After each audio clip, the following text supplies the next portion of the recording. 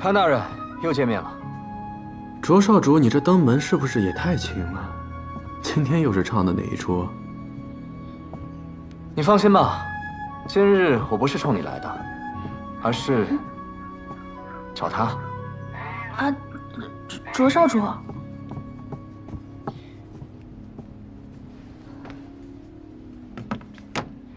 昨日上官小姐临危不惧的身姿，令我见之不忘，思之如狂。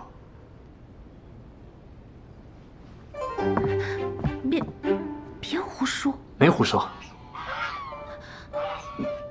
那个，卓少主，咱们俩呢也就见了一面，你这样实在是太突然了。司马相如与卓文君一曲定终身，我对上官小姐亦是如此。啊？阿江，你葫芦里卖的什么药？哎呀，卓少主想上演一出凤求凰，我本不该干扰，只是这里既是县衙，而上官芷又是衙内之人，他若是不愿意的话，恐怕我还是得命人请你出去。那个，倒也不必。那你是愿意了？啊。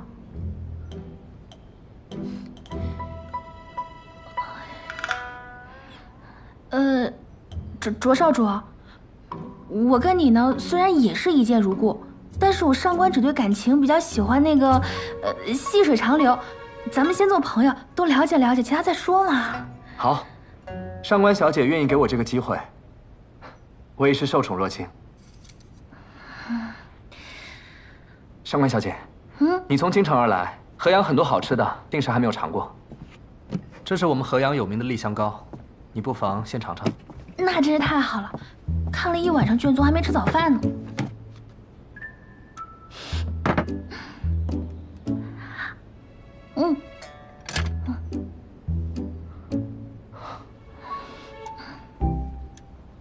不会吧？我们名满天下的潘大人，竟会如此苛待下属？自是比不上卓少主笼络人心的手段啊。不过这里既是县衙，那自然有县衙的规矩，当然不是些寻常的江湖帮派可比的。谢了。潘大人，你误会了，我对你，还有这个县衙，是一点兴趣都没有。我是怕自己心爱之人在此受委屈，我去给你拿水。对了，卓少主前几日在公堂上说，杨采薇是你的救命恩人。他没和你说过？看来他对你还是有所保留。他既然答应嫁给我，那我们自是两心相悦。会不会是你对他来说无足轻重呢？这很难说吧。哼。唉，杨采薇啊，杨采薇，若是你泉下有知，能否指点我一二？你到底是恨他，还是信他？需不需要我为你出这一口恶气？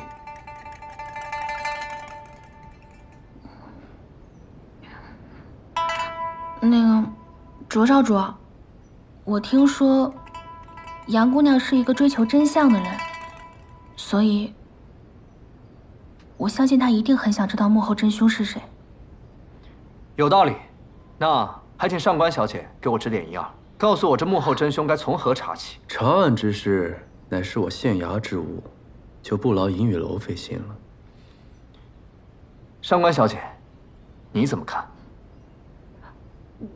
我怎么看？我怎么看啊？既然上官小姐为难，那我便不问了。不过上官小姐有任何事情，只管吩咐，我卓兰将定当义不容辞。还有，我的一片真心，还望上官小姐能够再考虑考虑。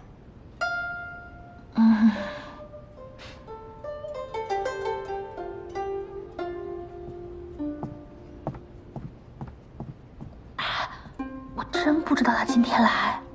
你自己的私事嘛，你自己处理，只是莫要因私害公。还有，不是，召集所有人，半个时辰之后在这里商议案情。啊。什么乱七八糟的，把它收了。啊，我收。还有半月，便是夏至。听说河阳以往都会在这一天举办灯会，万人空巷，蔚为壮观。不过，因为5年前的一桩悬案，这个灯会因此取消，殊为遗憾。今年是我来河阳的第1年，我打算彻查此案，给河阳的百姓一个交代。大人，前任县令对此案已有定论，乃是恶交杀人，这旧案再提，恐有不妥吧？哦，旧案不能重提，这是哪儿的规矩啊？这没有这个规矩，只是什么？刘捕快，你难道还想继续敷衍搪塞吗？哎呀，不敢！大人要查此案，小的一定肝脑涂地。上官芷，把卷宗记录跟大家详细的讲述一遍。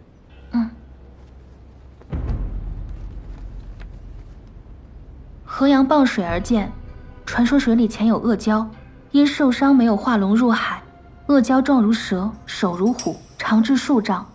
看见岸边嬉戏或行舟之人，会将人拖至水边，吮其鲜血，血尽方止。故而每年夏至，河阳举办盛大灯会进行祭祀，祈祷恶蛟飞升化龙，不再危害河阳。灯会渐渐演变成老少尽欢的一个节日。然而，5年前，灯会上发生了一桩凶案。尸体于河边树林发现，经仵作验尸判断，是枪血窒息而死。伤口在天突穴，深2至3寸，就像被野兽的利齿所伤。但奇怪的是，伤口切面平整，且呈蓝紫色，而伤口周围却肤色苍白，没有一丝血痕。现场没有发现拖拽或者搏斗的痕迹，死者似乎没有任何抵抗。官府查了一番，没有结果。孰料第2年灯会，又死了一个人，死状与1年前的死者别无二致。此后流言四起，人们都说是恶蛟所为，他勾魂吸魄，让看中的猎物自行来到偏僻处，然后噬人鲜血，致人死亡。此事影响越来越大。第3年灯会，县令派出大量人手潜伏人群，试图抓捕凶手。本以为万无一失，可是当天却接连死了3个人。发现尸体的地方虽然偏僻，但距离热闹处不足10丈。灯会上的游人却没有听到任何的打斗喊叫之声，百姓们愈发觉得此事非人力所为。回家吧，快走吧，别谈了。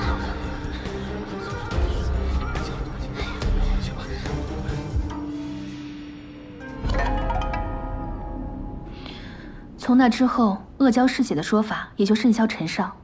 去年开始灯会停办，案件的调查也不了了之。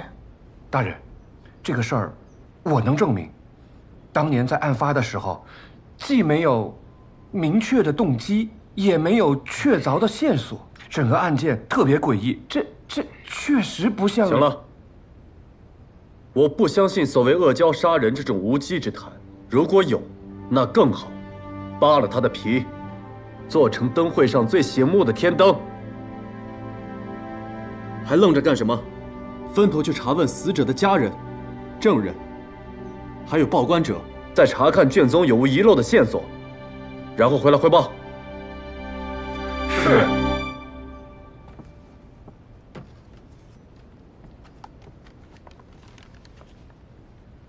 那我先去询问灯会案第1个死者乔叔的2个女儿，上面说他们在银雨街卖冰饮。哎呀，你说说这，没法整。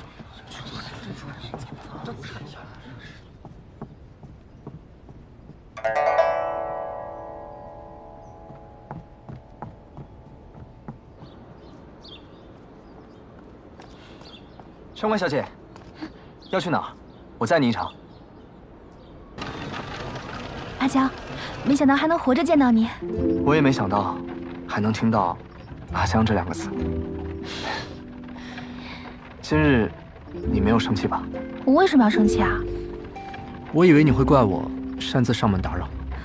哎呀，我知道你就是想让大家都看到我上官芷是有你银雨楼少主罩着嘛，让他们别欺负我，对吧？你懂就好。但是你以后别搞那么大阵仗了，那不知道的还以为你真对我一见钟情呢。如果是真的，你可愿意？啊？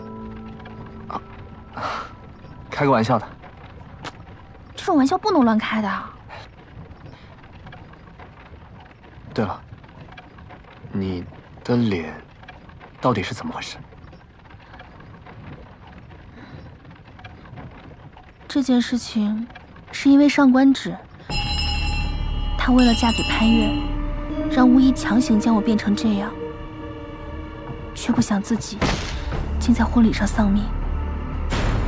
我为了找出幕后真凶，只能借用他的身份回到县衙。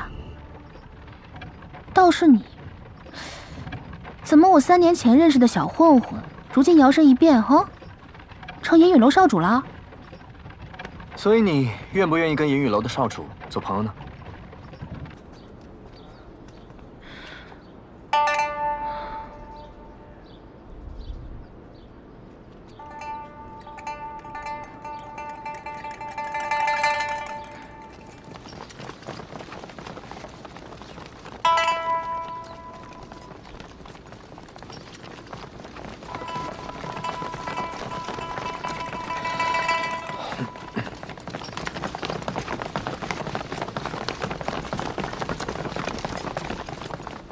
银雨街堂主赵乾，携手下弟兄，恭迎少主大驾，恭迎少主夫人大驾。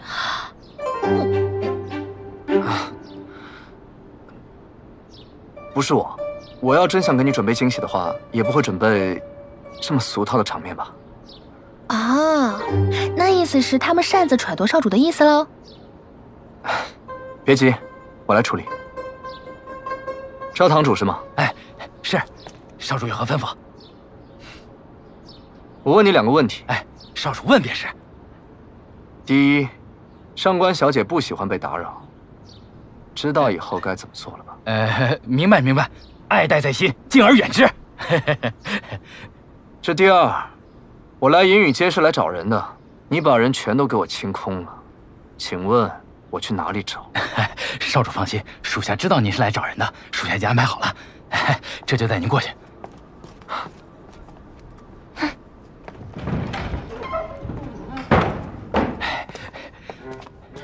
回少主，银雨街摆摊的小贩都在这儿了，我亲自派人抓的，一个都跑不了。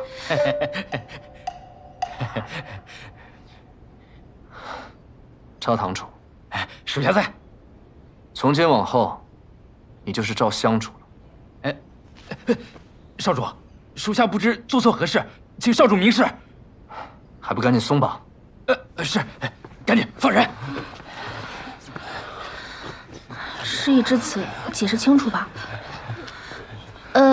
那个大家别害怕，我们没有什么恶意，我们就是想找个人。你们这儿谁是卖冰饮的3姑娘啊？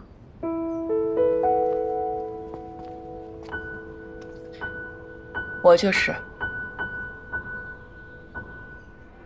我问你们一个问题，谁能回答，我就留下谁。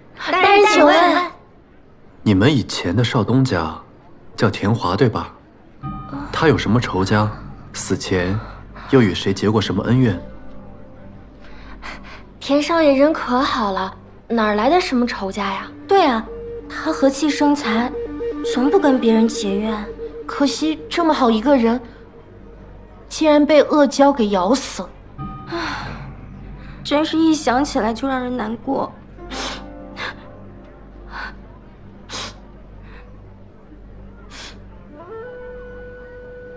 就这些？就这些。大人可想好了要选哪一个？就你了。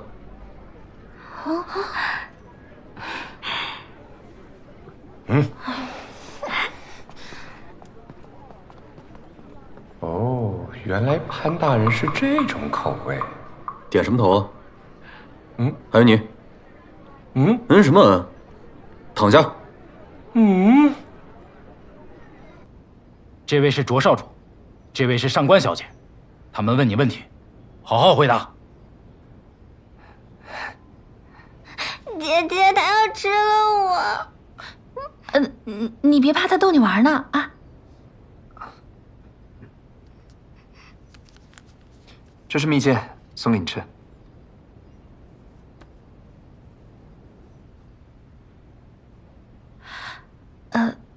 那个三姑娘，我们今天来只是想问问你，你父亲强叔之死，没有恶意，你莫要见怪。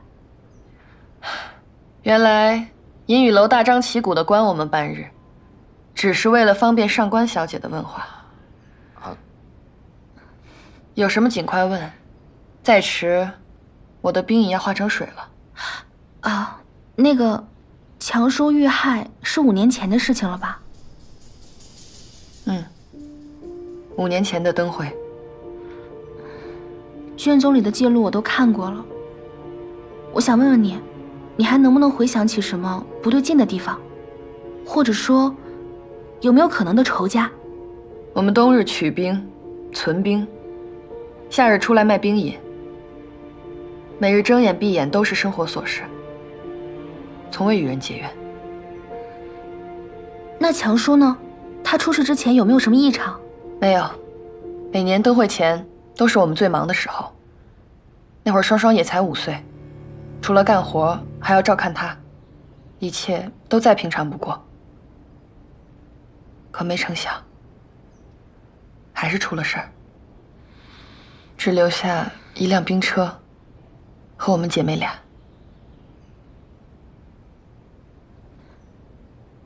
想问一下，强叔的尸体葬在哪里？我想去看看。没有尸体。为什么？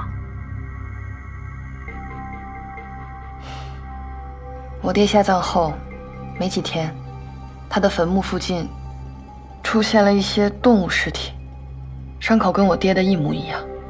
我把这事儿上报县衙，他们根本不理睬我。但后来几年都会接连死人，那些人的坟前无不如此。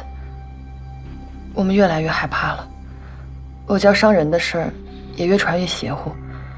于是，县令便派人将所有遇害的尸体都挖出来，扔进河中，献祭阿胶。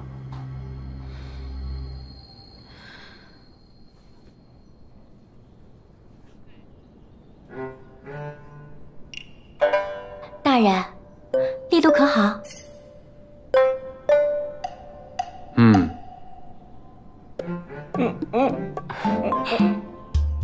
你叫什么？小翠。小翠，你告诉我，你们方才在隐瞒什么？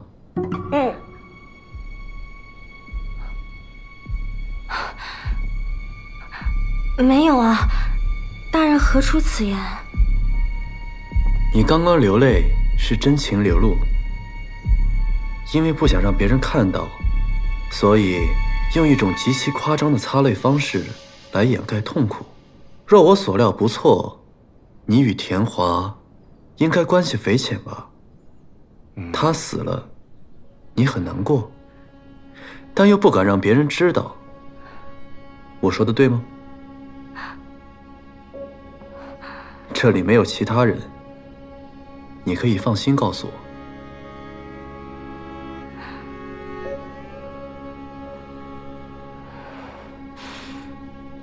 大人，我与田华确实私下相好，当初是他收容我，让我有了安身之所。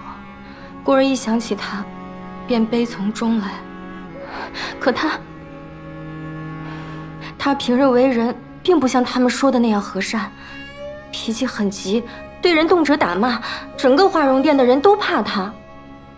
可他是少东家，大家又拿他没办法，所以他一死，大家都觉得是老天爷降下的报应，又怕调查牵连太广，引火烧身，所以才串通了撒谎。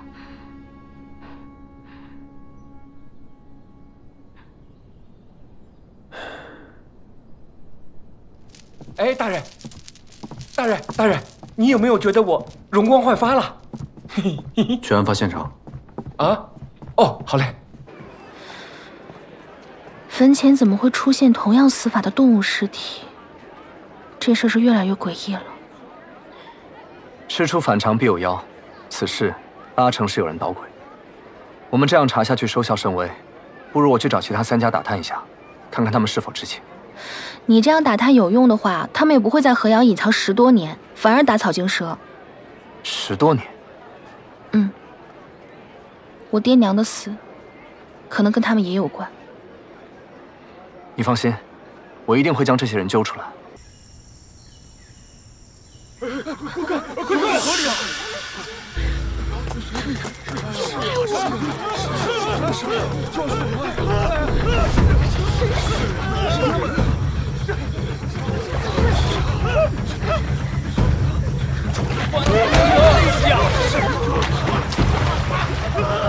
你去救人，我去追那怪物。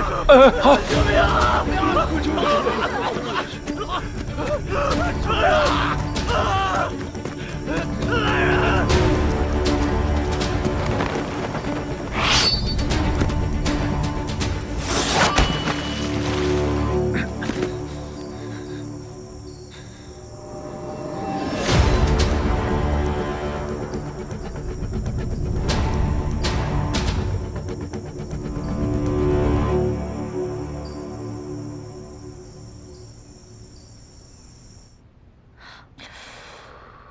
下手真狠，怪不得人家都说银雨楼的少主昨夜就开始引人血。姐姐，我跟你说，不管他出于什么目的，你一定要小心他，他肯定不是什么好东西。哎呀，他不是你想的那样，那些传闻都是道听途说的。什么道听途说？我10年前就在鬼市做生意了，每天赚那点钱，我还要给他们银雨楼交月捐。哎，有一次就差了几个铜板。他们带人把我的摊子全都给掀了，东西全都给砸了。你说他作为少主，他不知道这事儿？我才不信，鬼信啊！反正那会儿我就开始发誓，但凡我以后要是见着他，我一定我去。你就如何？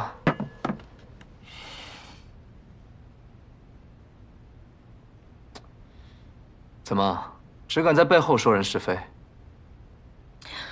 当你面我也会这么说。我要教你做人，给你好好上一课。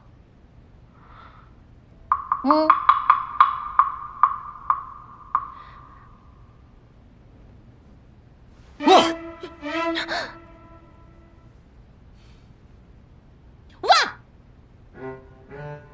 喊什么喊？吓我一跳。喝酒吧。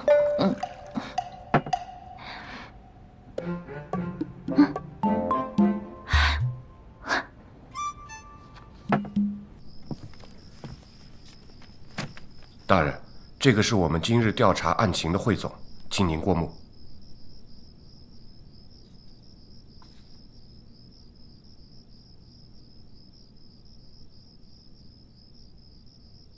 怎么少一个人？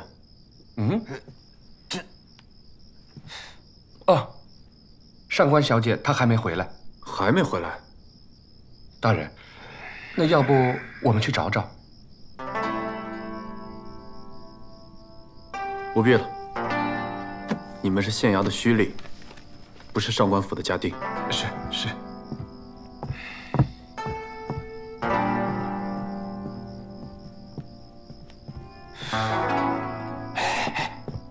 这什么意思啊？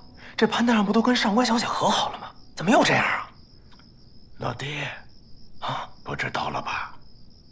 这叫避嫌。但毕竟卓少主已经对上官小姐表过钟情了，说不定啊，这会儿人已经被接到，被接到银雨楼做少夫人去了。哦。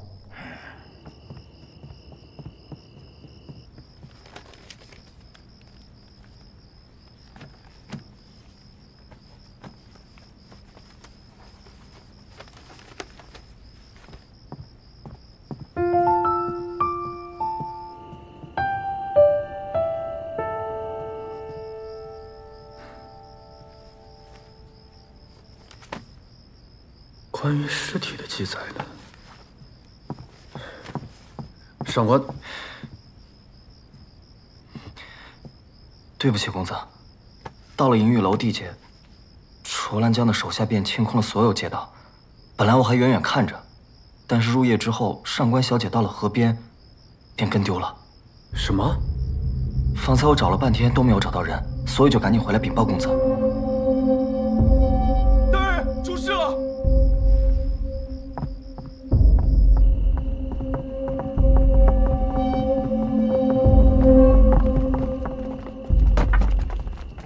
大人，这是今晚在河边发现的。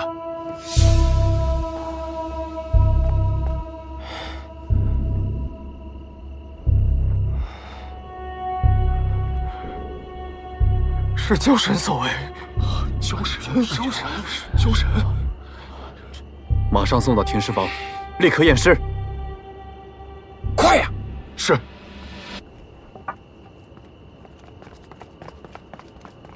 陈三。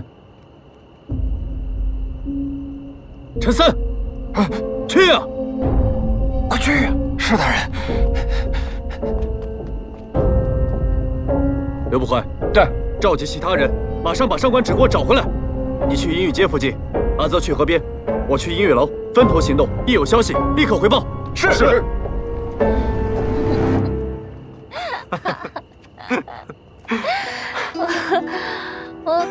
慢点。什么意思啊？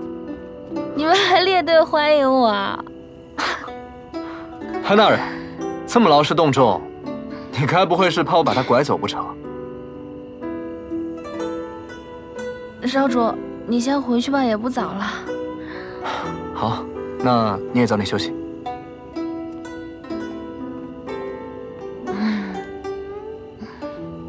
你们先回去。是。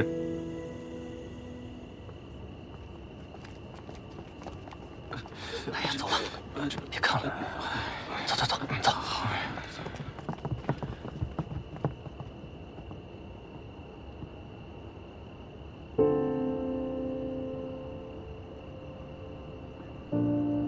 你喝酒了？一点点，就一点点，也没耽误茶。你看，这个是阿江帮我做的那个死者家人的笔录，你看看。小姐，看看啊，小姐啊，有卓少主做靠山，你在河阳自是畅通无阻，看来是我多虑了。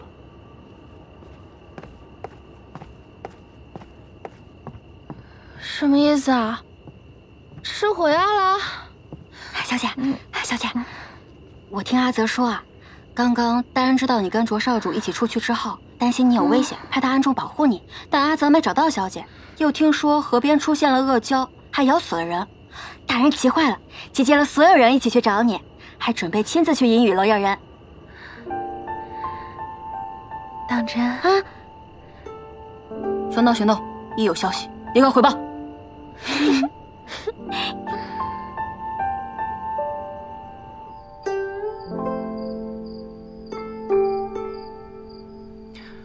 公子，你也太不小心了吧！刚长好的伤口又裂开，明日啊，我再给你多备些药。这个上官芷，只要碰上他就没好事。那也不能全怪上官小姐啊，她也是为了查案。你之前不是一直不喜欢他吗？什么时候开始帮他说话了？对呀，不知不觉当中，好像就对他讨厌不起来了，甚至还越看越顺眼，真是奇了怪了。一个人真的能在这么短的时间里，有如此的改变吗？你们听说了吗？昨天河里又出现恶蛟了。当然，我都亲眼看见了。那恶蛟张着血盆大口咬人，牙齿一根有这么长，又尖又利，还真是吓人呐。听说还死了一个人呢。这今年灯会还没办，那个玩意儿怎么就来了呢？哎，你们不知道，县衙要重查灯会案，必定是此举惹恼了恶蛟，出来显神通呢。这可怎么办呢？哎呀，赶紧的吧，赶紧的吧。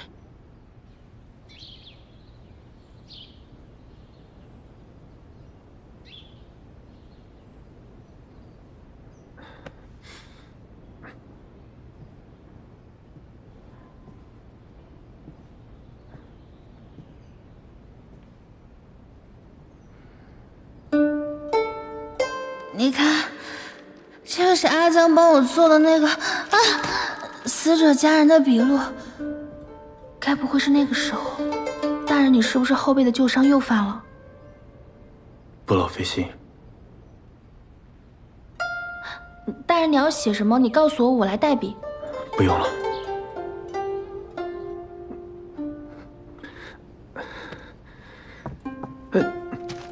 上官芷，你……文书代笔，本就是我的职责。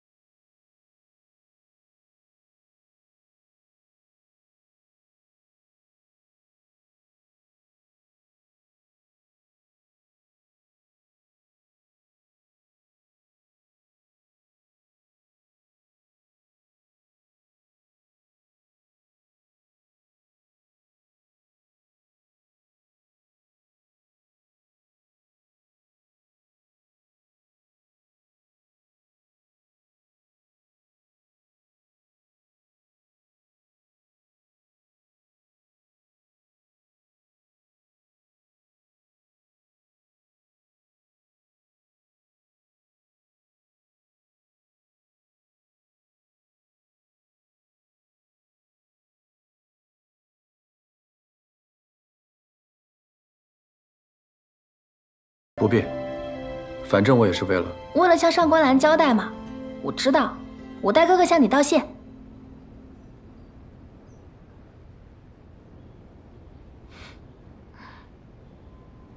大人，大人，不好了！怎么，河边又出事了？啊，不是，你还是亲自出去看看吧。跪请潘大人，莫要再查灯会案，触犯交神，天人共怨。潘大人，求你了！求潘大人了，不要再查了。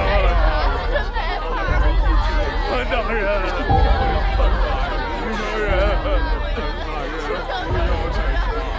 启禀大人，昨夜那具尸体已经查验完毕。如何？伤口和灯会案上的尸体毫无二致，定是恶咎所为。毫无二致？可我分明记得死者伤口血肉模糊，而灯会案的死者没有一丝血痕。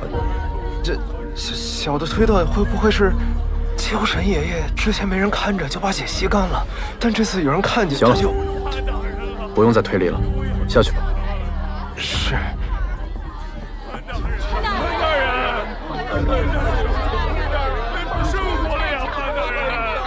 得想个办法让他们安心啊！陈三已经被吓破了胆，他的验尸结果不可信，我们还是照着卷宗一一比对吧。嗯。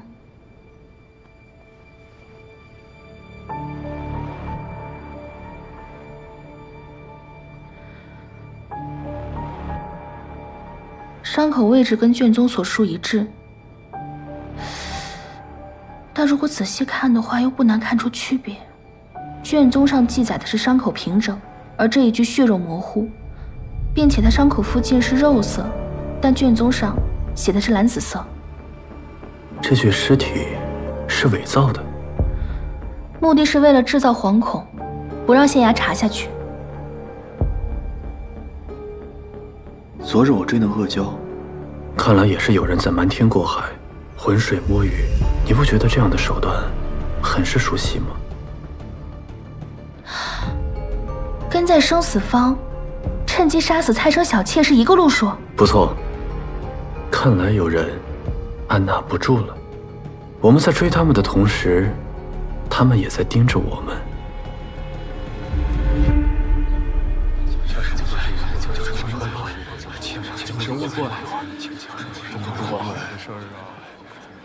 大人，大人，陈三，旁人则罢了，你还是个仵作，不去查验尸体，寻找凶手线索，反到县衙里装神弄鬼。大人，不是小人不查，但这凶手是蛟神大人，你让小人怎么查？而且话又说回来了，我这么做没有半点私心，我都是为了大人和同僚们，不受天谴诅咒，是不是各位？是啊。大人，陈仵作说的没错啊，这人心不可背，天意不可违。大人，这阿胶案啊，是万万不能再查了，不能再查了，大人。大人。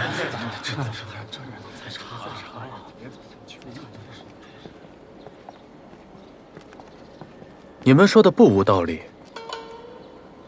我也在想，若是一意孤行的这么查下去，恐不是良策。唉，大人何故叹息？这话虽如此，可我已对河阳百姓做出了承诺，如今出尔反尔，岂不是自打耳光吗？所以这到底是查还是不查，我心中甚是纠结。不如这样，既然你们都说是天意，那查或不查，我们就让天意来做主。啊？上官芷，去我房里把那100枚铜钱拿来。是，大人。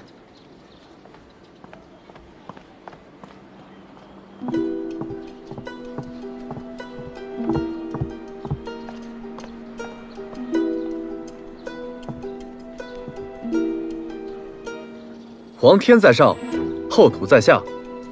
河阳县令潘岳欲彻查阿胶伤人一案，现请示上苍。若铜钱字面全都朝上，则预示此案应当彻查，真凶必将落网。100枚铜钱字面都朝上，这怎么可能嘛？看来潘大人也想放弃了，真是给自己找台阶下。台阶都不可能。上官芷。撒。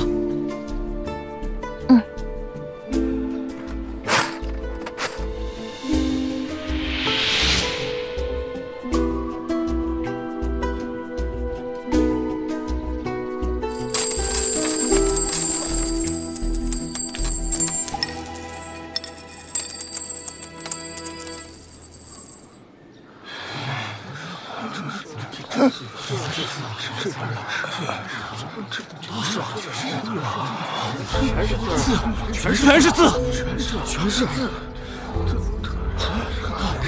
真的，你看那个，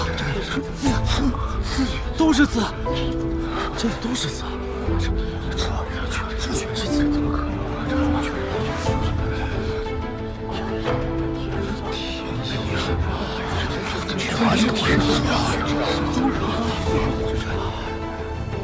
天意如此，潘岳明了。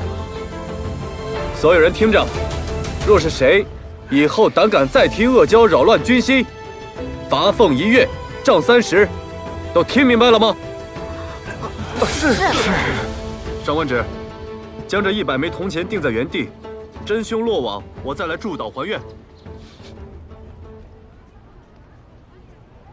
大婶儿，今天天这么闷热，来碗冰饮吧。哎呀，这里离河边那么近，我哪有心思吃这个呀？我要不是家里断了米，我才不来这里呢。呀，我先走了。姐姐，你看，冰都快化了。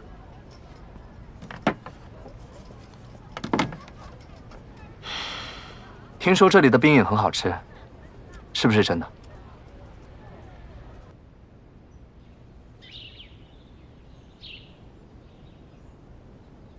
虽然前一日发现了与灯会案死者情况相似的尸体，但无论从作案手法、时机，还有伤口上来说，都有明显的区别。应该是有人故意要干扰，所以我们还是要把注意力集中在灯会案上。经过这几日的查问，大家有什么想法，不妨说说。刘捕快，你先说。是。县衙上下重新排查了死者生前的仇人和过往恩怨，我们认真的、仔细的调查，发现有犯罪嫌疑之人都没有作案时间，有作案时间的都没有作案的条件，即使有动机杀一个人，也没有动机杀那么多人。从犯罪动机上来看，我推测，此犯罪嫌疑人应该是一个疯子。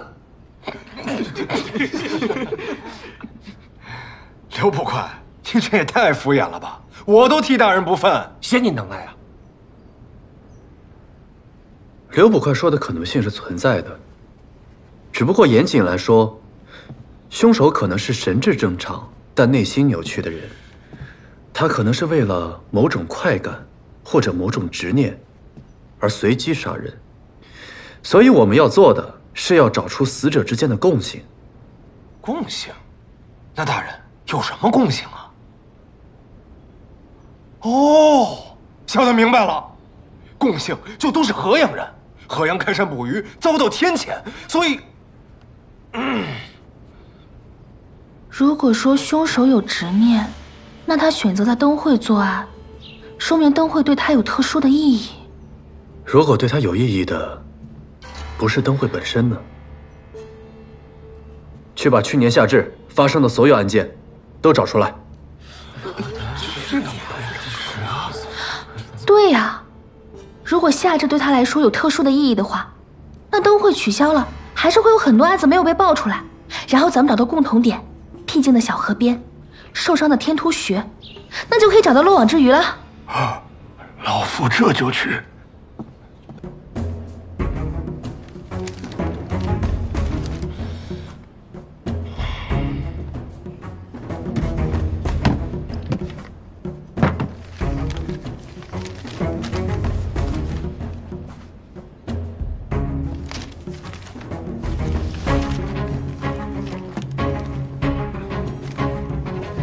大人，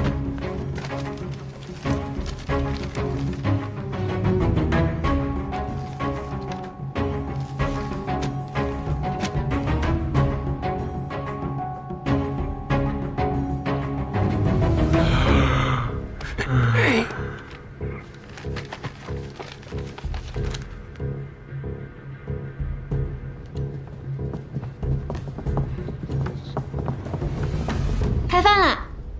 哎呦喂，终于开饭了，饿死我了！快快快！灵儿姑娘做的菜呀，我能吃3碗米饭呢。灵儿姑娘这菜烧的真好。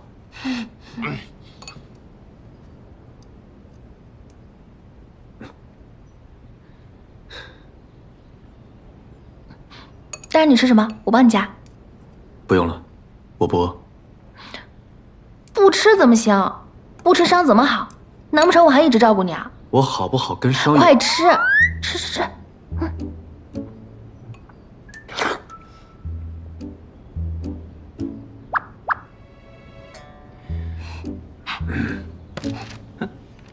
过来，你有没有发现？还有这个，你家公子和我家小姐之间变得有点不一样了。有吗？你天天的，能不能多关心关心你家公子啊？我挺关心的呀。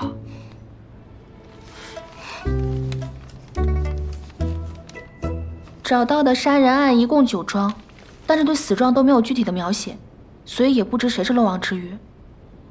大人，这些案子我知道，之前那位县令说，好不容易不开灯会了，就别给自己找麻烦了，所以都是草草记录，压根儿没仔细看。如果要一桩一桩调查清楚，最起码也得好几个月了。大人，卓少主来了。在。各位来一个。妹妹，给我也来一份。哎，谢谢。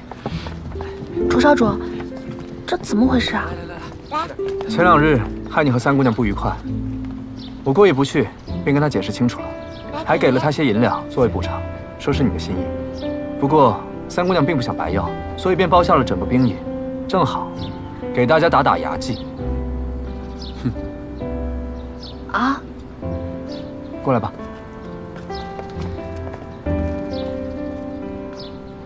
这是我给你准备的，多给你加些蜂蜜。客气客气。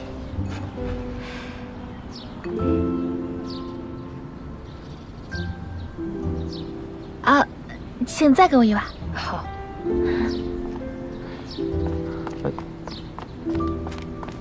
尝尝，可甜了。不用了。怎么，堂堂上官家大小姐在县衙当差，还要端茶倒水的伺候大人，这不合适吧？你也说了，上官芷呢是在县衙当差，还不是你银雨楼的少夫人。少夫人的事我还不急，我相信京城所至，今时为开，终有一日芷儿定会知道，谁才是真正对她好的人。差不多行了。我今日来，除了送兵之外，倒还有件正事。怎么，卓少主还想敲我县衙的名媛果啊？你这是对我很有成见啊！你要搞什么东西啊？潘大人，可否借一步说话？嗯。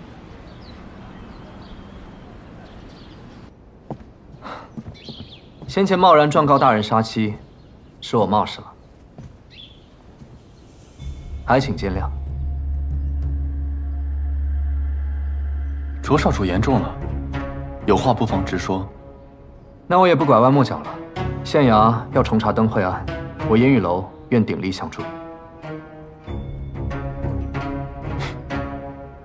看来河阳境内还真是没有什么事能瞒得过银雨楼啊。那大人与我合作，岂不是事半功倍？一桩旧案而已，银雨楼为何会如此上心？既然都说银雨照河阳，有人在我河阳境内搅动风云，我又岂能不过问呢？你说是吧，潘大人？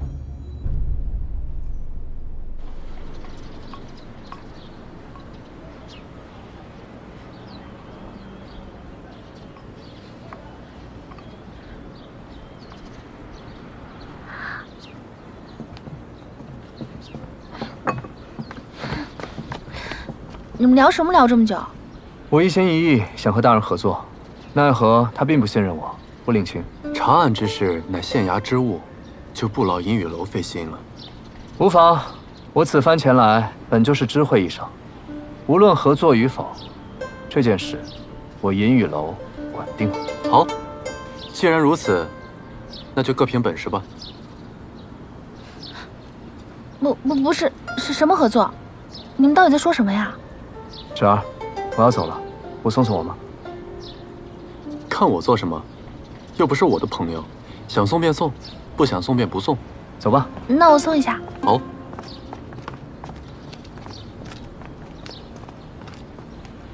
什么？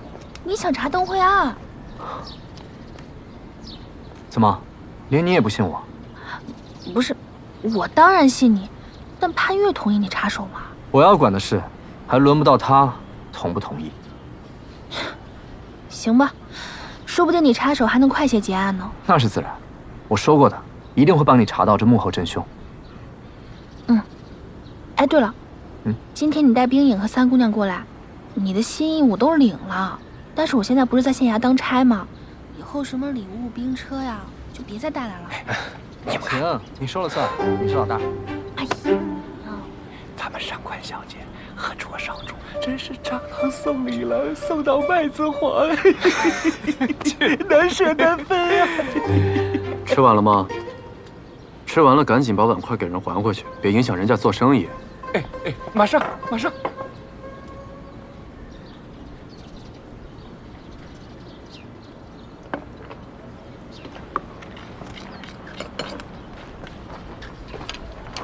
三姑娘，近来生意还好吧？会不会很辛苦？回大人，往年临近夏至都是我们最忙的时候，可自从出了案子，灯会停办，夜里出来走动的人少了，生意反而冷落了。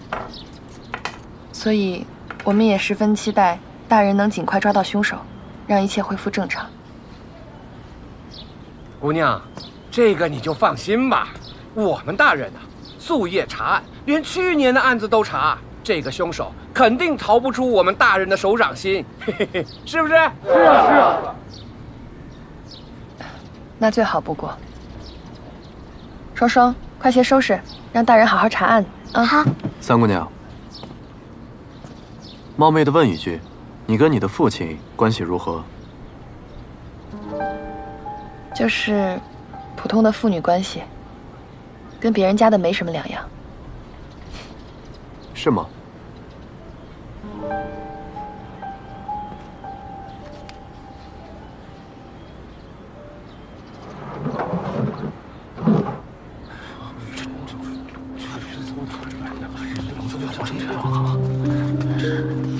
是有多大的恨意，会把父亲的名字划成这样？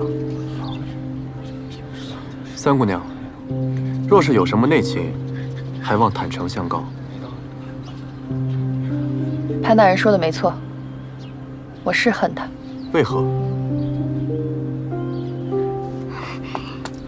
这不怪我姐姐，我姐姐是外乡人，因饥荒流落到河阳，说是被我爹收养，其实就是给他干苦力。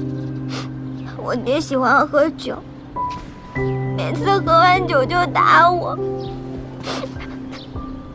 每次都是姐姐护着我。比起姐姐，我更恨他。自从他出事以后，我们都松了一口气。都过去了。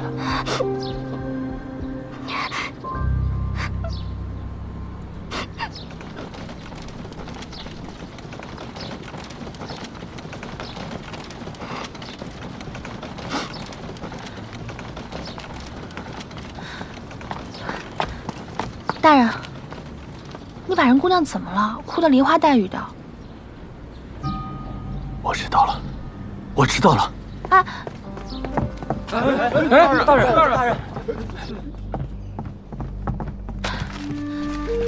人，你找什么？暴力。暴力？没错，暴力。这些死者生前都有过暴力欺凌的行为。暴力欺凌？嗯。我知道了。田华打骂手下，强叔虐待女儿，苛待老母亲的猎户，还要把妻子锁在家里的屠夫。这些人死之后，身边人都以为是恶蛟替天行道，因为不想让官府继续追查，所以隐瞒案情。那我们只要在酒庄下这命案中找出有暴力欺凌行为的死者，就可以找到线索了。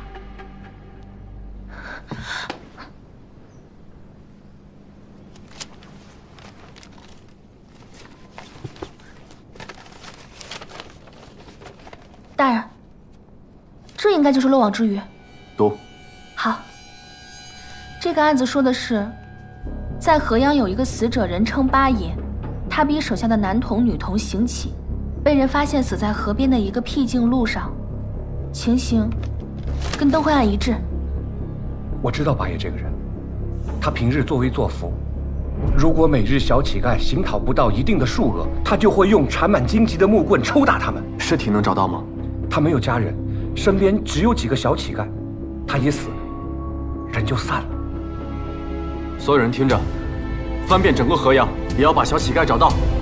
是。少主召见，不知所谓何事？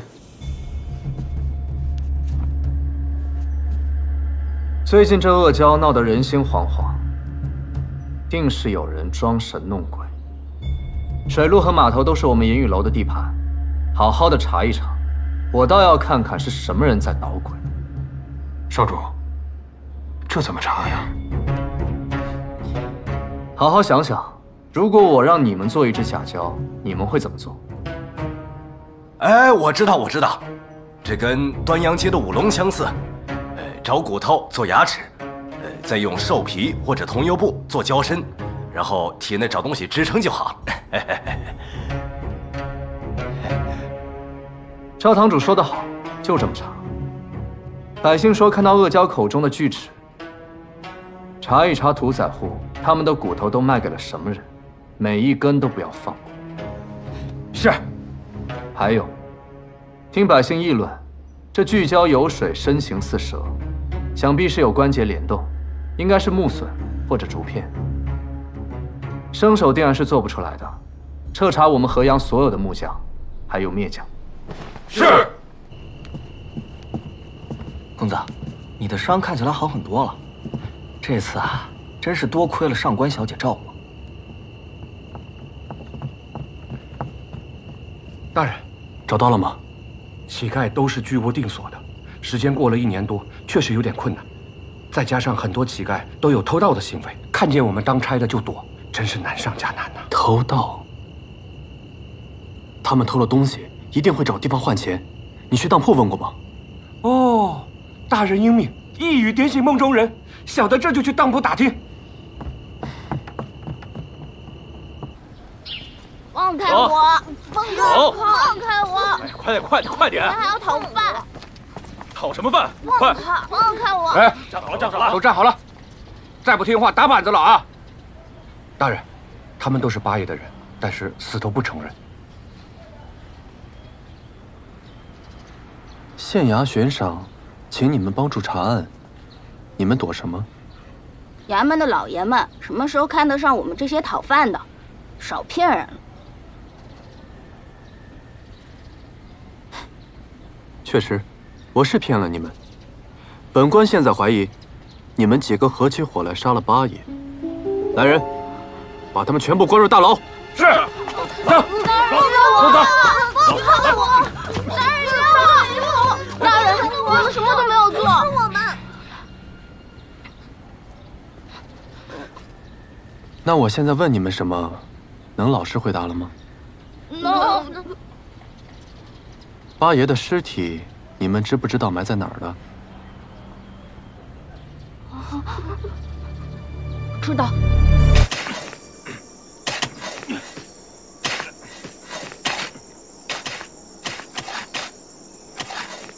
好久没有回到这种熟悉的地方了。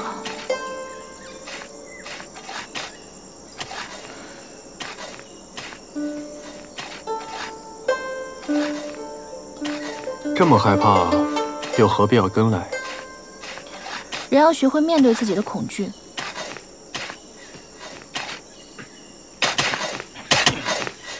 啊！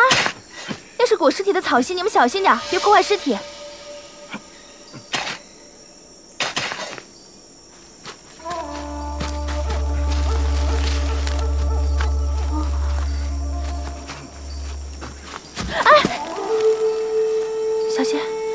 你那边先落。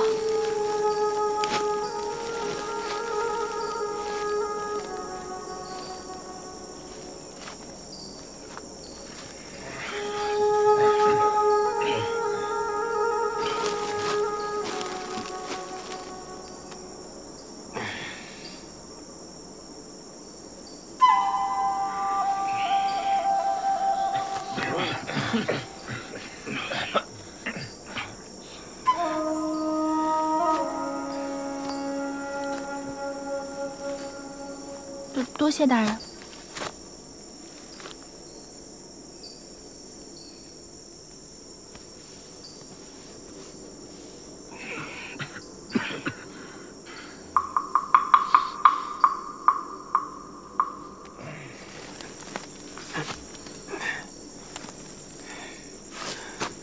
启禀大人，死者伤口的位置和深浅，和卷宗记录灯灰案的尸体一模一样。应该是同一手法所为，可还能查出什么别的线索？大人，以我的经验，尸体腐烂的那么严重，大概是找不到什么线索了。你的经验？大人，祖师爷教导我说，验尸是需要时间的。把尸体运回去，给陈武做尸检。是，大人。把尸体带走。是。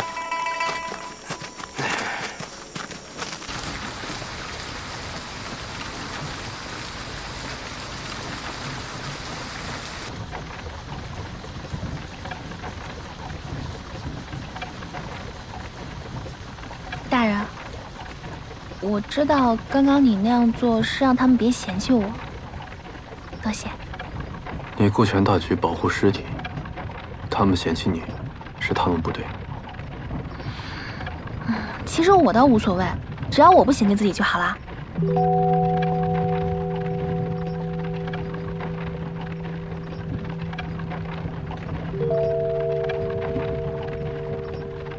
你这什么眼神啊？我说错了？以前的你，可说不出这样的话。哎呀，人是会变的嘛。再说了，大人你也说了，境随心转嘛。可是一个人，在短短的时间里，真的会发生这么多的变化吗？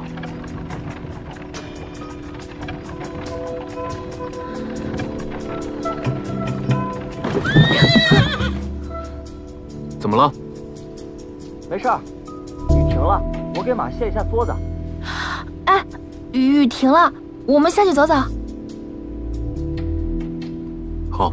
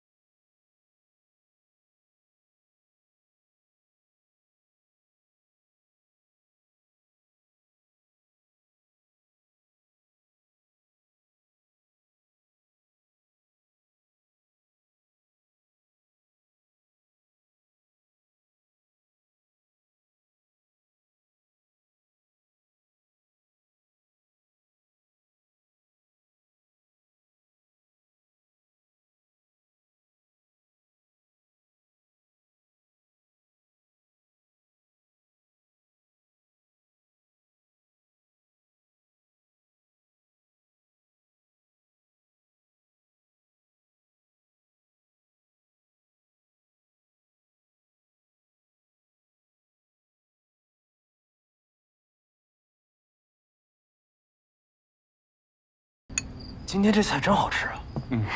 回来了啊，坐这儿。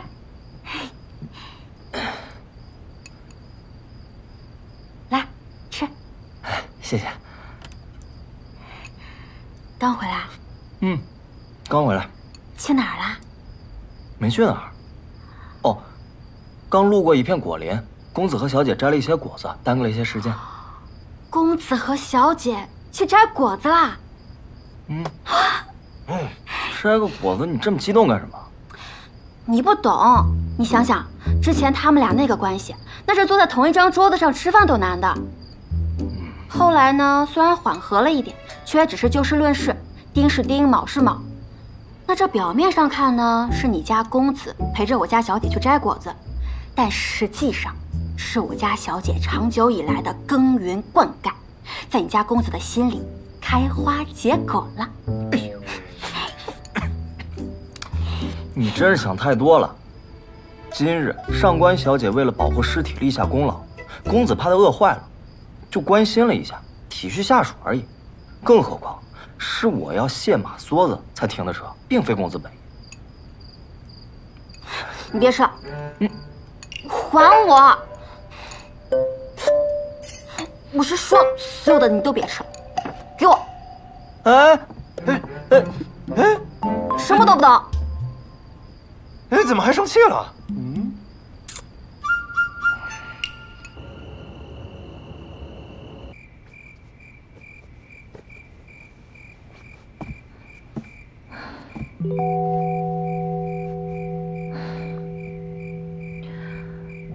虽然你生前也不是什么好人，可你不该死得不明不白。今天我来帮你，你也得帮帮我，把你想说的都说出来。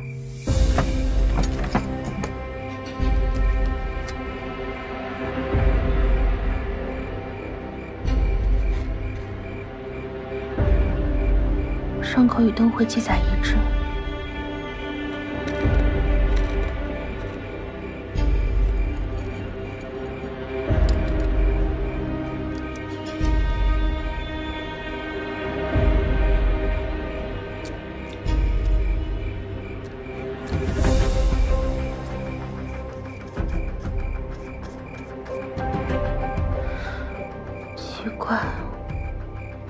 若是猛兽的咬合，附近骨头一定会有细微的伤痕；若是被尖锐的利器刺入，在颈骨之处应有刺伤，怎么会没有痕迹呢？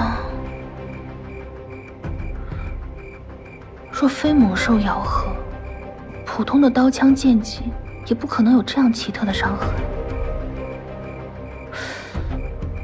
除非……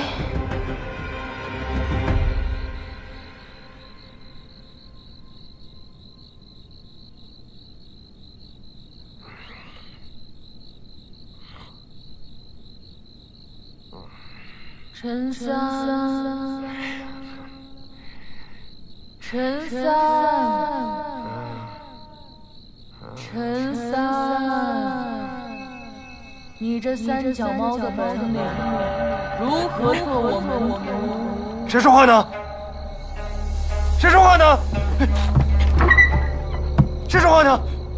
谁说话呢？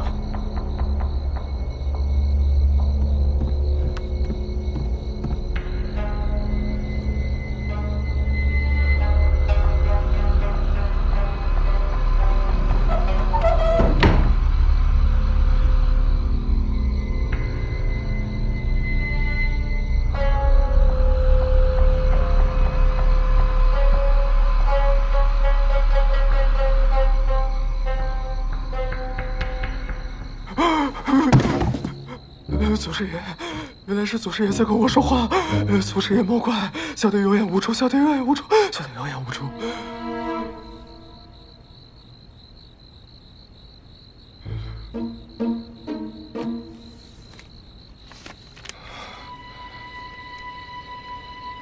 皮肉有伤，骨无痕，不是恶蛟乃恶人。若想寻迹查真凶，一行凶器变为真。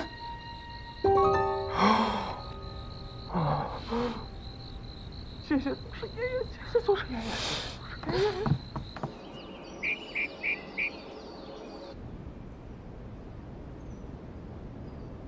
等等，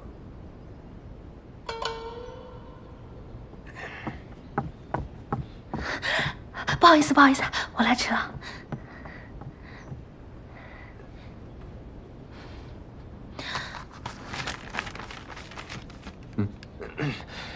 启禀大人，小人昨夜夜里想着大人的嘱托，是左思右想，夜不能寐啊。后来小人把平生所学悉数试了一遍，虽然弄到了深更半夜，但是功夫不负有心人。你可真会，终于让我找到问题所在了。说重点。是，这个死者的这个伤口是在皮肉上，但是骨头却没有留下任何伤痕。以小的所见的话，造成这种情况，想必是一种异形兵刃。异形兵刃，你具体说说。祖师爷没说呀，真是一点脑子都不动啊！陈仵作真是一语点醒梦中人。如果这个凶器的顶端有3根尖刺，两细一粗，两长一短，只要长度能刺破皮肉，但不伤及骨头，那就可以造成灯会死者的伤口模样，是吧，陈仵作？回大人的话，小的平时不习武，所以对上官小姐说的这种，小的无法确认。上官芷，既然你想清楚了，不妨画出来。那我试试啊。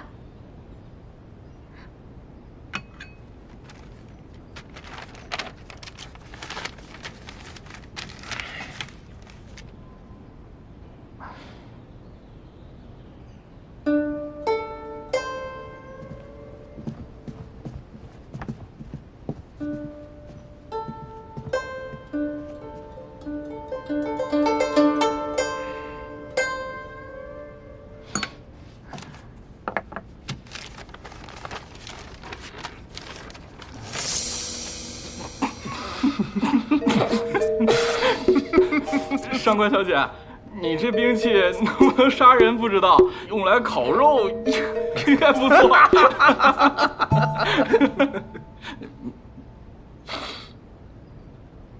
再消会儿。上官芷，接着说，该怎么用？好。这种兵器呢，可能会用作2种用法。如果它正常发力的话，就可以当做寻常的剑使用；但是如果使用巧力，用顶端这3根尖刺，那就可以造成现在的伤口。这3根尖刺，短的可以起到辅助作用，长的可以致命。刺入天突穴的就是这2根长的。上面有锋利的剑棱，所以伤口平整；下面有托，只能刺入2寸。因为刺入不深，所以伤不到骨头。那凶手用这么复杂的东西杀人，有什么必要呢？嘿，一个闺阁大小姐，怕是连兵刃都没见过，只不过是异想天开罢了。想法是对是错，跟是男是女有什么关系？你要是想驳斥，就拿出更好的推理来。大人，我们是见识浅薄。可是上官小姐，这也只是推测，也无法证明是真的呀。这对查案有什么好处？我们没见过，那就去找可能见过的人。上官芷，拿着你的画，跟我去验证一下。验证？哎，大人，等等我。大人还真信了。这里关着的大多都是江湖上的亡命之徒，他们中或许有见多识广之辈。大人，你真信我？穷尽所有可能，剩下的那种，哪怕是天方怪谈，也是真相。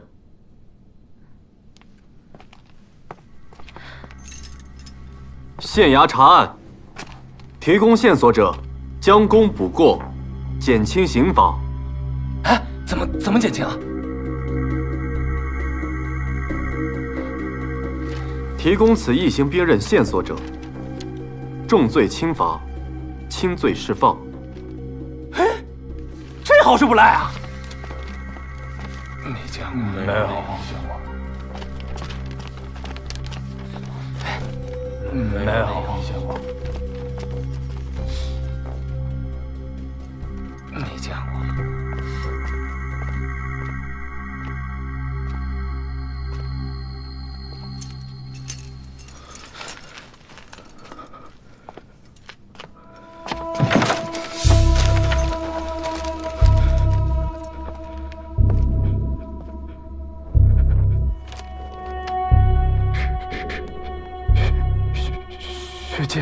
血剑，你见过？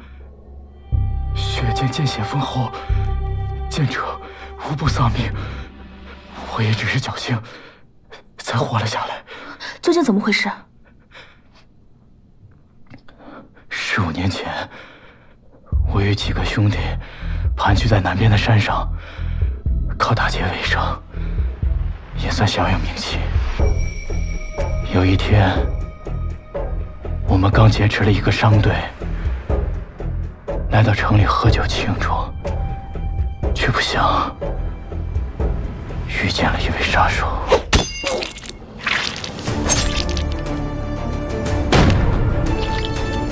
一剑驱邪，以邪养剑。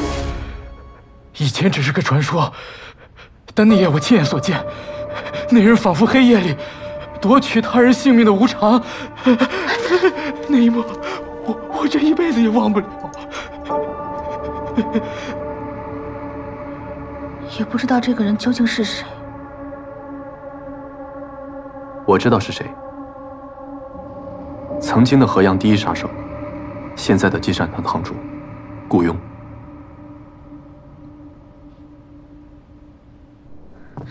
大人，既然已经查到顾雍，可有发现什么疑点吗？顾雍的吃穿用度十分讲究，每季都会派人去外地大肆采买。这是账本，你看看。这你都拿到啦？嗯。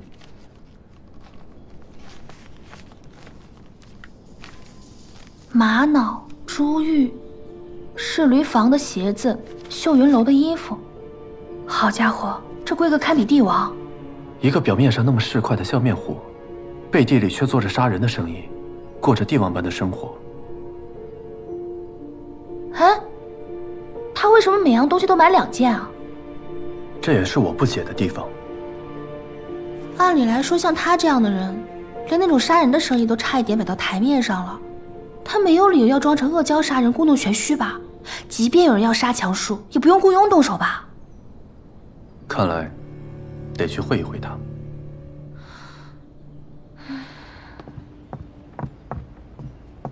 启禀少主，属下查到前日有一木匠失踪，至今音信全无。少主，属下带人把县里所有的圣物购买记录成册了，其中有一个买家甚是奇怪，指明了要肋骨跟腿骨，而且啊，只要牛马的。什么人啊？季善堂。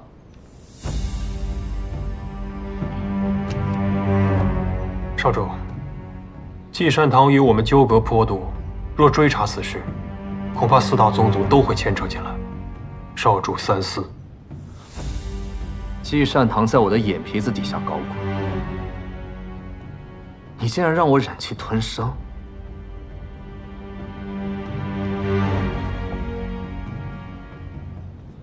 我倒要看看顾庸这个老小子究竟要干什么。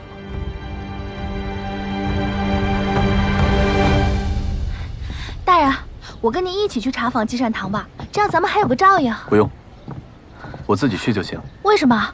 你怕我庸会有危险啊？我说有危险，难道你就不去了吗？我怕你还有别的差事，需要你走一趟。什么差事啊？哎，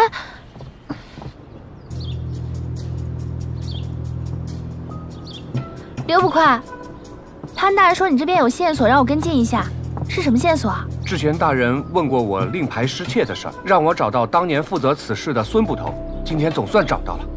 那太好了，走吧。走。雅克居。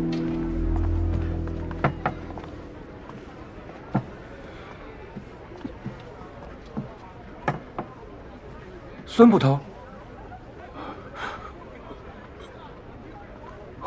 刘捕快。这位就是县衙的前任捕头孙芳，这位是上官小姐。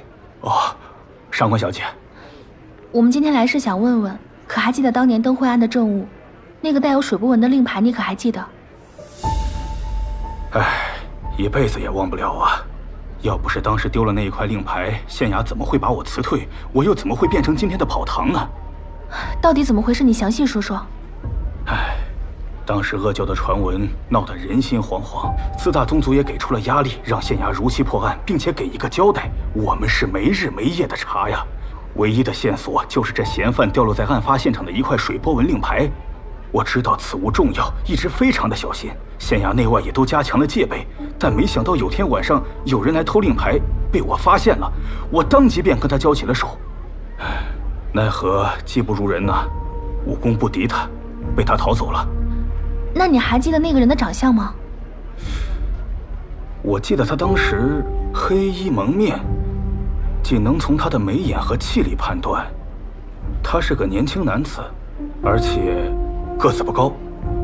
不惜冒险也要偷回令牌，应是真凶所为。年轻男子，不是顾庸，难道是顾庸的手下？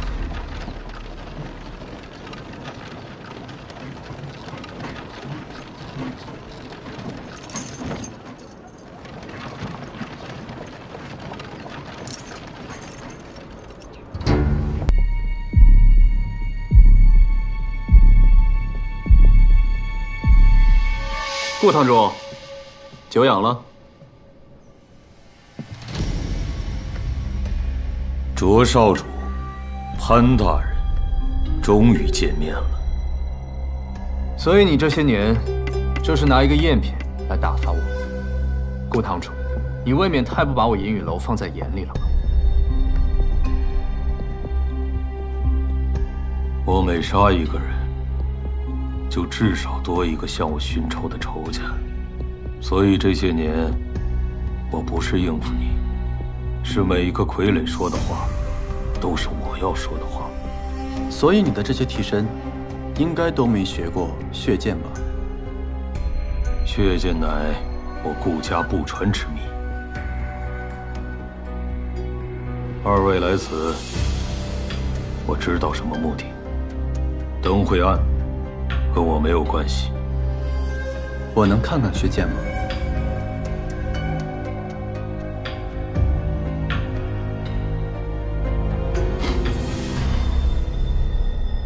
你确定要看血溅？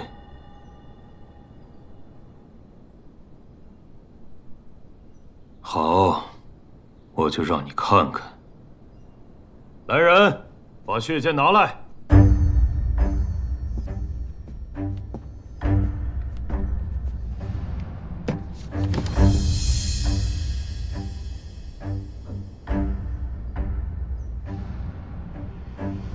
修习血溅之人，需要对人体血脉非常熟悉。一旦剑尖刺破血脉，大量血液会涌入气管，人会窒息而亡。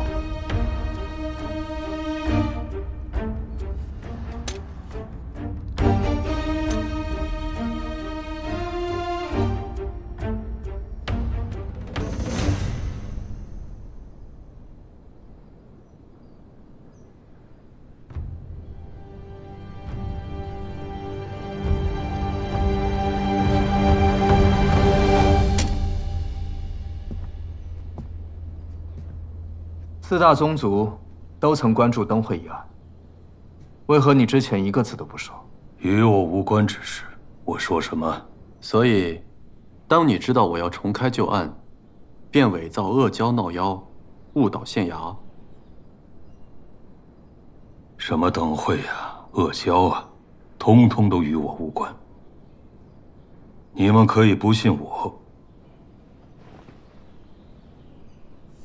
但是这个要信吧？你的手，10几年前，我被仇家挑了手筋，我就封建了。灯会案发生之后，我也怀疑会有人栽赃于我。我去查看过尸体，伤口是右手所为。我看到尸体的伤口是在天突穴偏左，而且刺入的方向也是从左至右，所以我就猜凶手应该是右手持剑。那顾家还有其他人会血溅吗？独子顾山会，令公子5年前病亡了，此事少主知道吧？确实有所听说。好了，看在卓老当家的份上，我已经跟你们说了很多了。是我们唐突了，顾堂主，告辞。站住！少主可以走，潘大人，你得留下。积善堂规矩，收钱绝命。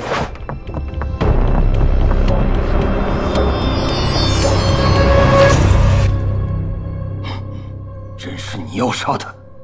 我反悔了，想暂且留他一命。晚了，血溅一出，必送人命。你再不躲开，我不能保证你的安全。顾堂主，你不会真的以为卓少主毫无准备就敢来硬闯积善堂吧？您若是再不住手，恐怕下一步就是银雨楼大举进攻积善堂了。你会因为一个外人跟我撕破脸皮吗？顾堂主应该也听说过吧？我是为了一名女子所做的这些。这名女子将来可是要做银雨楼少夫人，你说她是外人还是内人？无稽之谈！顾堂主若是今日非要杀他，先死的必然是我。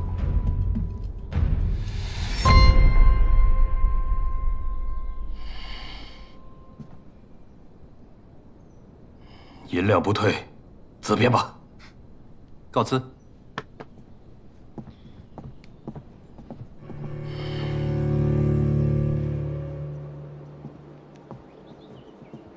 多谢卓少主出手相助啊！有没有看出些什么？说辞无懈可击，定是早就准备好。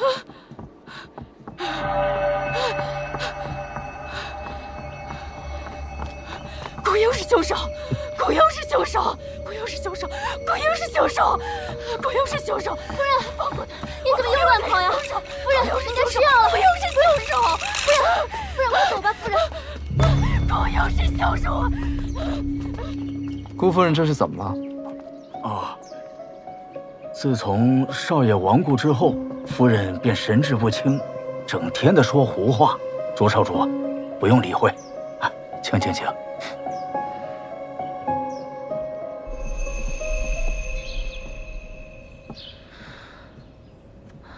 潘大人怎么还不回来啊？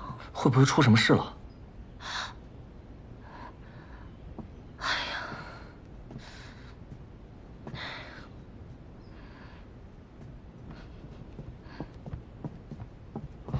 公子，你总算回来了。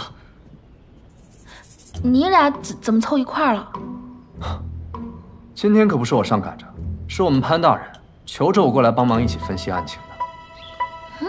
卓少主热心查案，免费劳力，不用岂不浪费？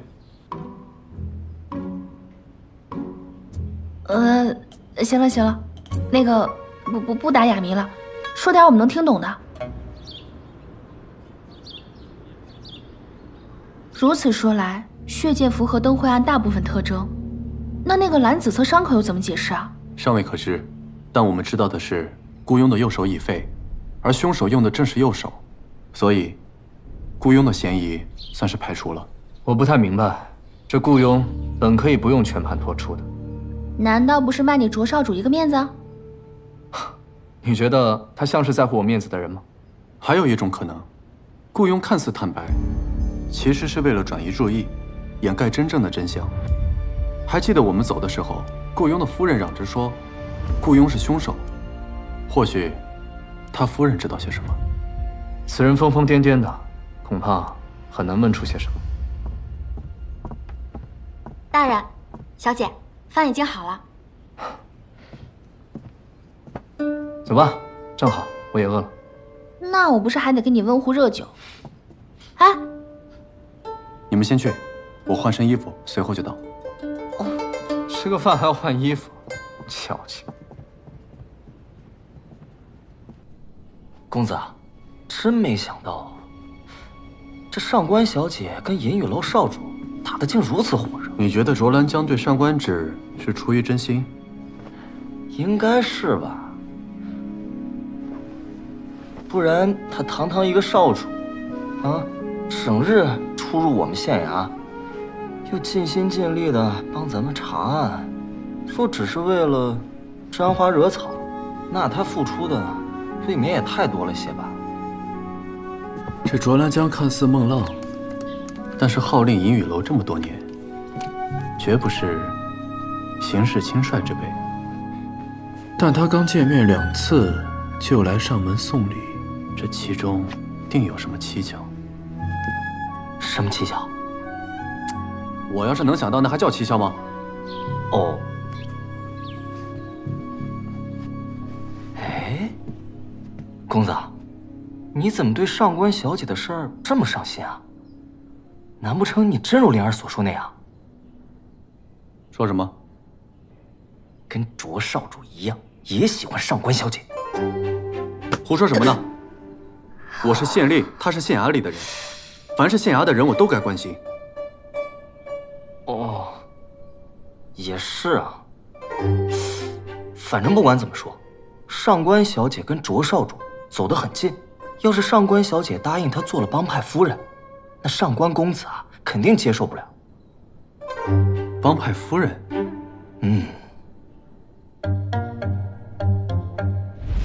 我们夫妻俩不过是干一点刀头舔血的小买卖，潘大人何必计较呢？有道是强龙不压地头蛇，你要是想在河阳混，那得问问咱们银雨楼答不答应。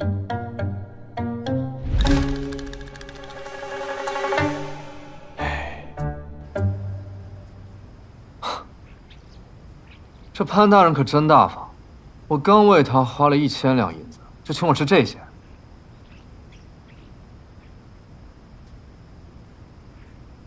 喂，你发什么呆？我想去一下那个祭善堂会一会那个疯夫人，见他做什么？我师父也是风正，我跟他相处多年，有应对的经验，说不定能问出什么线索。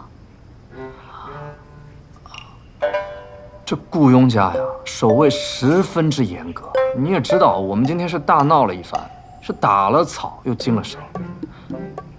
想混进去，确实是不太容易。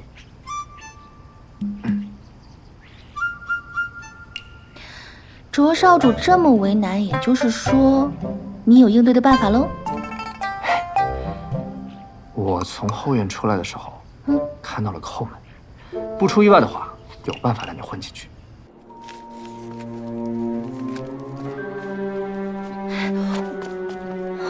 然后声东击西，避开巡视的弟子，潜入内院。是不是？对。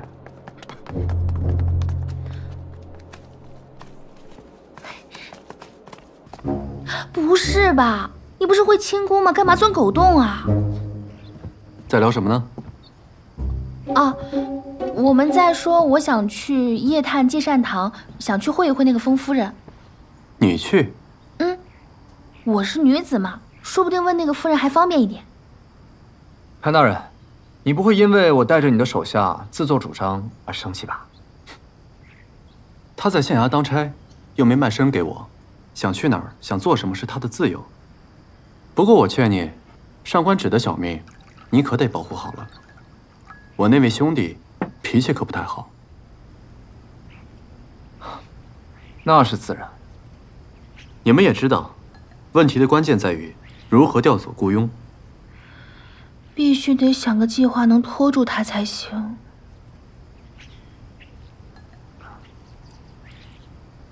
我去吧，毕竟作为4大宗族之首，我还是有办法拖住他的。好。可是我去了，谁带你进去啊？哎呀，对呀，怎么混进去啊？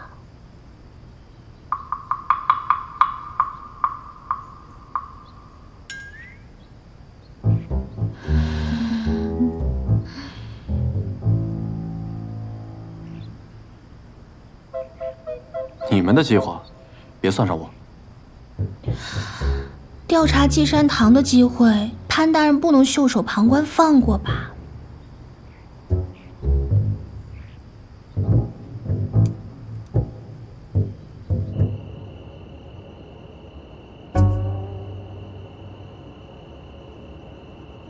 我把他交给你了，要是少一根汗毛，我跟你没完。准确的来说，是我们俩的安全都交到你的手里了。说好一个时辰，绝不会短一刻。我约了小生，完事之后我们老地方见。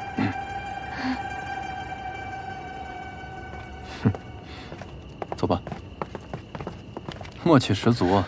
卓少主性格直率，古道热肠，就是雇佣这个事情，他也不顾身份的尴尬，倾力相助，实在是心怀大义。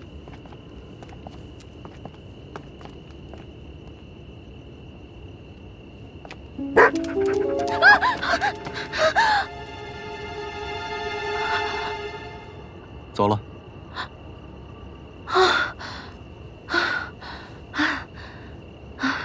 我记得你以前不是养狗吗？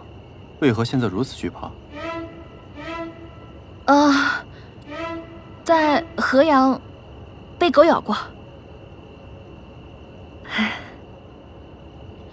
那个大人，你轻功进去吧，我就这里进去，咱们里面会合啊。你还真是范蠡狗动玉文种，颇有先贤之风啊。那不是为了查案能屈能伸吗？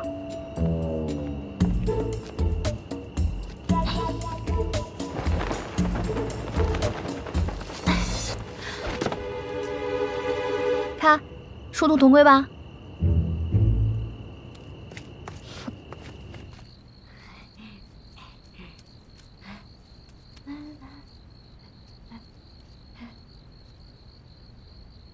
你在这儿。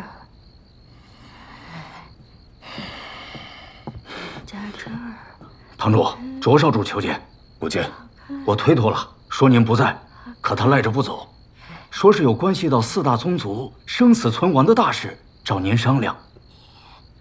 把你放这儿，放这儿。把那东西给他收走。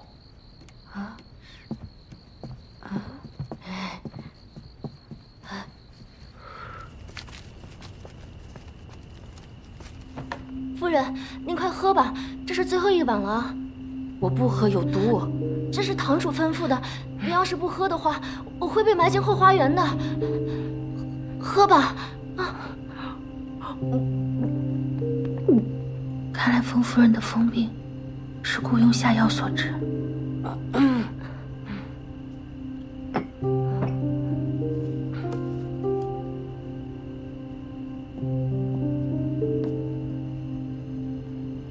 走，我们进去。神志不清的人都沉浸在自己的世界里，反应更真实。我们看看。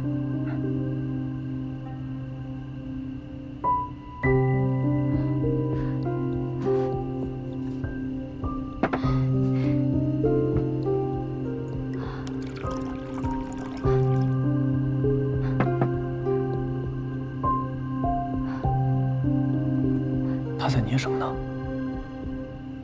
他在做饭呢。做饭？而且应该是给他很在乎的一个人做饭。你看他满足的表情。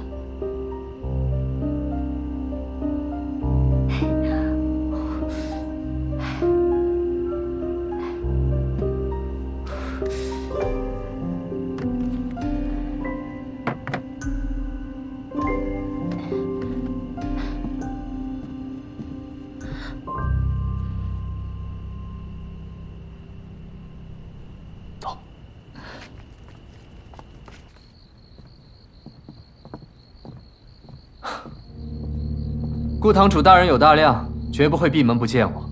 少主深夜前来，是对白天的答案不满意啊，还是没打够？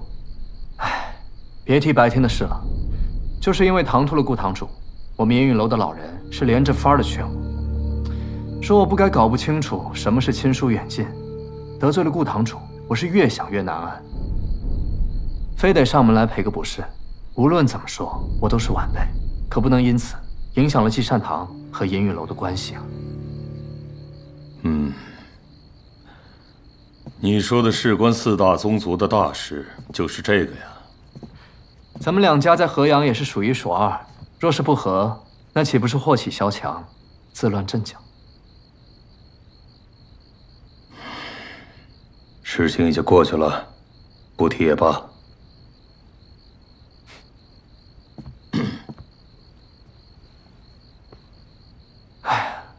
顾堂主果真是大人有大量啊！可我身为晚辈，岂能不识好歹？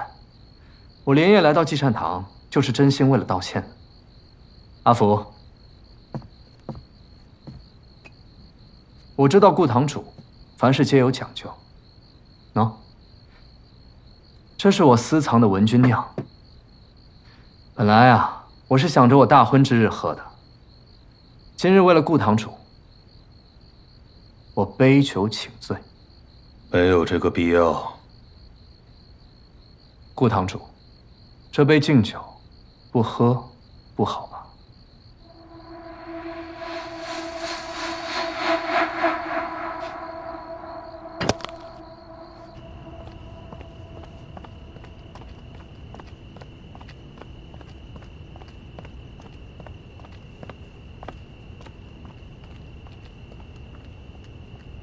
哎，夫人，您怎么又来后花园了？哎，夫人，堂主知道又该骂你了。夫人，不回去。夫人，小心点。哎呦，您慢点，您慢点。夫人，您慢点，您慢点。我不回去。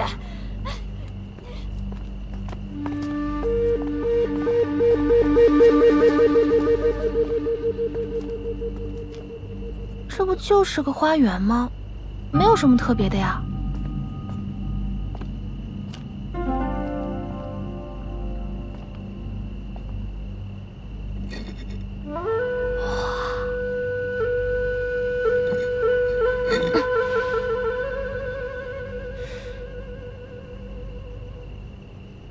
不是应该有个门打开吗？画本里都这么写的呀。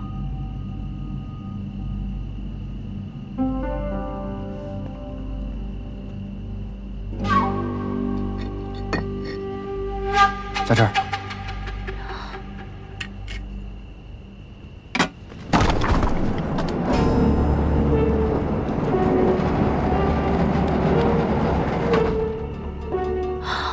走。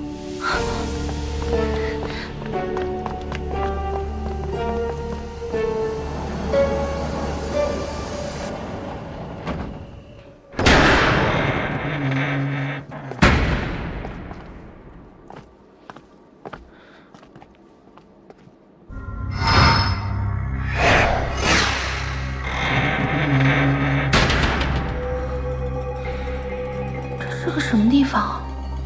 像是个地牢。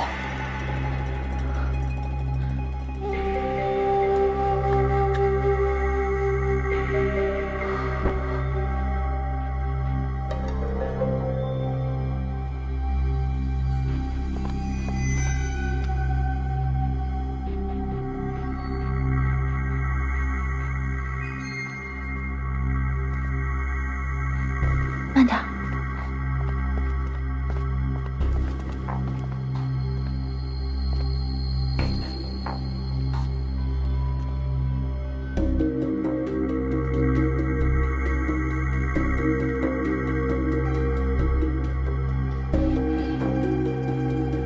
你看这儿，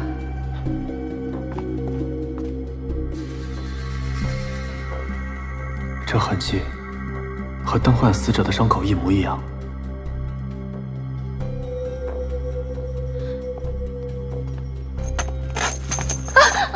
怎么了？没事吧？脚扭了。来，灯给我。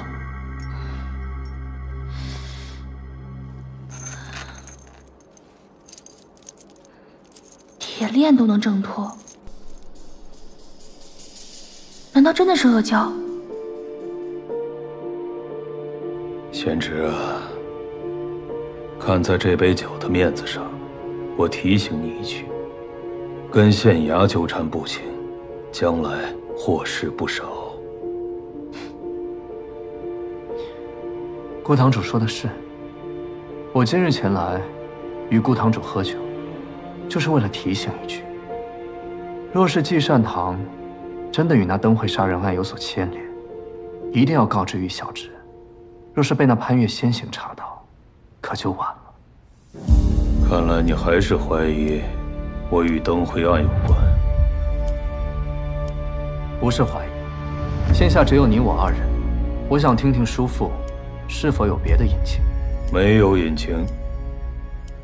白天我已经说得很清楚，季善堂做的是生死买卖，收钱取命。我还要什么阿胶来打幌子吗？当真？好，既然叔父都这么说了，我便这么信了。既然此事与季善堂无关，那小侄便放手去查了。天色不早了，我就不留你了。送客。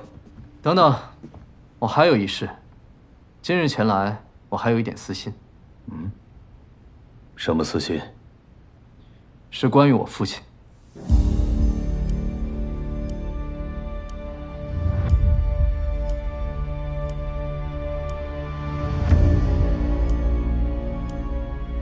不管这里曾经关的是什么，只怕现在已经逃走了。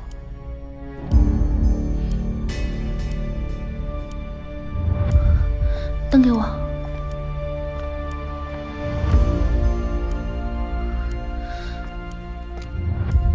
你看这儿，这像是手掌印。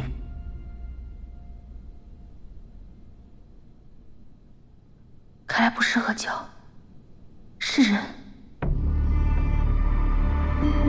他被绑在铁链上，他疯狂挣扎，不断在地面抓出血痕。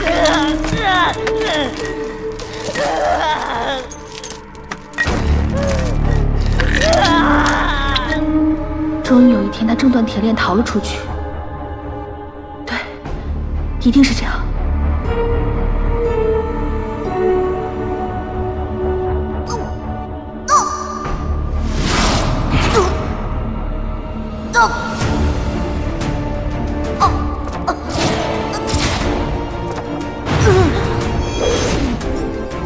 你娘就是因为收了你这个小杂种，才受贿上吊的。就是小杂种，小杂种，快走！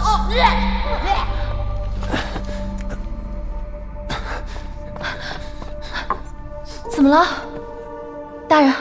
大人，大人，你没事吧？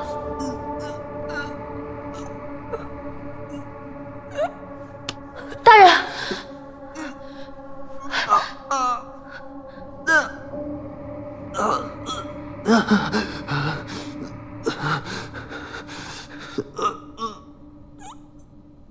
难道是？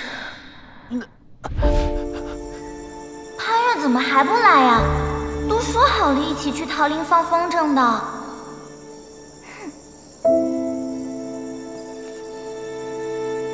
松手！哟，潘越，去哪儿啊？哎，你别走啊，我们的事儿还没结束呢。姓潘的，你神气什么呀？你不过就是个小杂种。司马亮，你不要胡说八道。我才没有胡说八道呢。你们说，他从头到脚哪一点像他爹的？你娘就是因为生了你这个小杂种，才凶魂上吊的。我叫你别死！潘越，你松手！松手！潘越，你松手！他死了！潘越，你松手！知道你给我捅了多大的篓子吗？我没错，是他先骂我娘的，他该打。冥顽不灵！再问你错没错？没错。错没错？没错。我没错。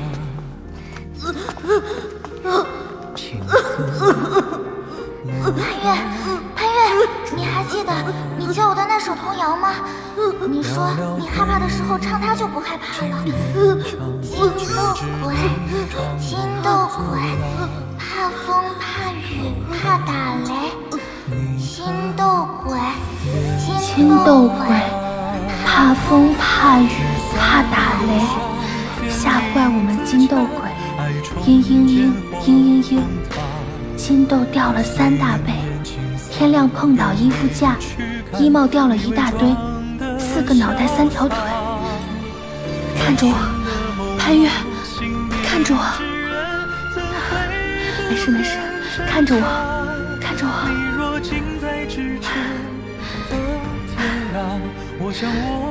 没事没事，别紧张，调整一下呼吸，深呼吸，深呼吸。没事，没事。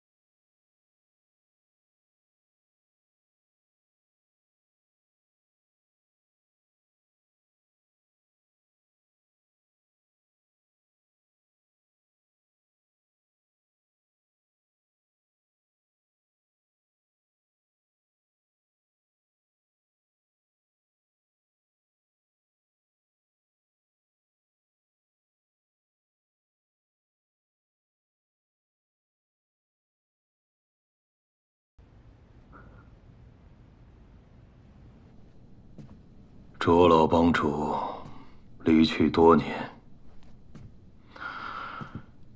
你要问什么？我听我爹说过，你和他之间有旧交，让我定要关照积善堂。可这些年来，我心中一直有个疑问：既是旧交，为何我们两家却少有来往？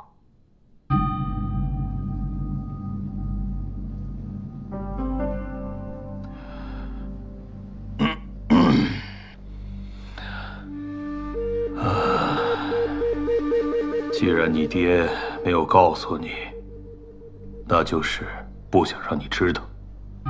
死者为大，他都不说，我更不能说。哦，这其中果然有些什么原因。顾堂主，可否指点一二？有些秘密只适合深埋地下。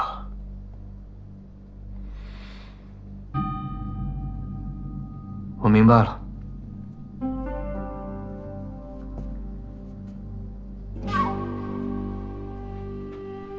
拖延了这么久，杨采薇和潘越该完事了。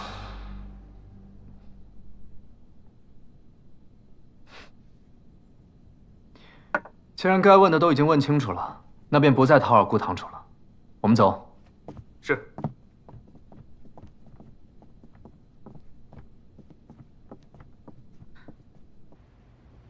已经过了约定的时间，我们赶紧出去吧。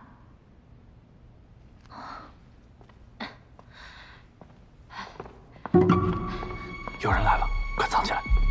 走。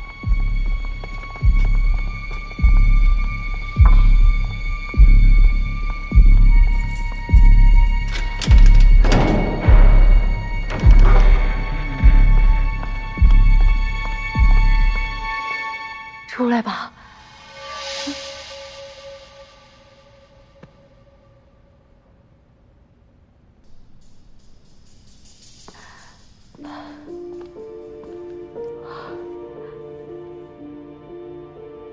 你是不是饿极了？我今天给你带的，都是你最喜欢吃的。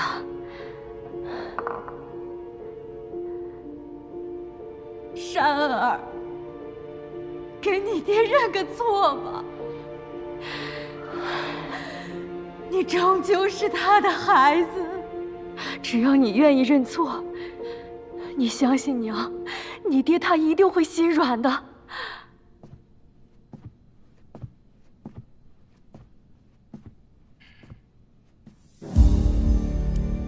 夫人，夫人，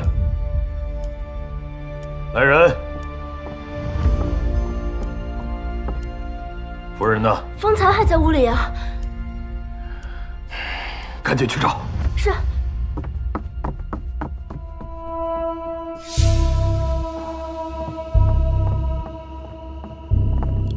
堂主，地牢有外人闯入，最近还有人在调查购买那些兽骨的记录，会不会是潘越知道了我们制造假胶的事？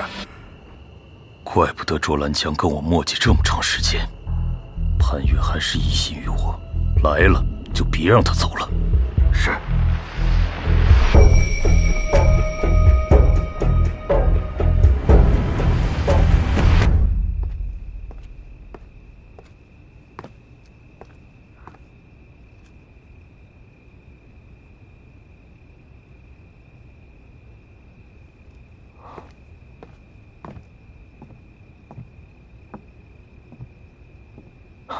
蹭饭的来得倒早。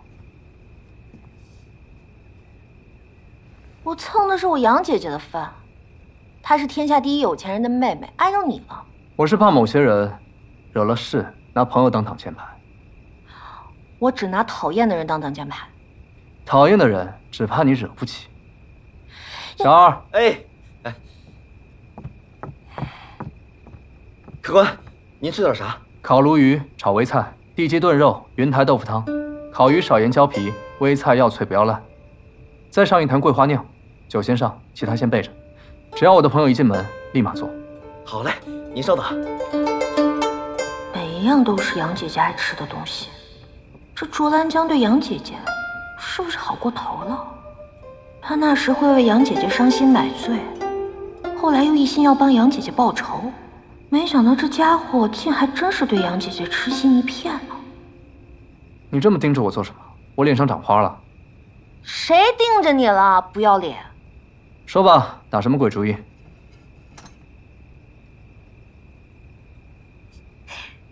周少主，咱们来做笔生意吧。我对你的假玉镯不感兴趣。对玉镯不感兴趣，对杨姐姐呢？你想说什么？你喜欢杨姐姐吧？这么直接啊？生意人，1510明码标价，没那些弯弯绕绕的心思。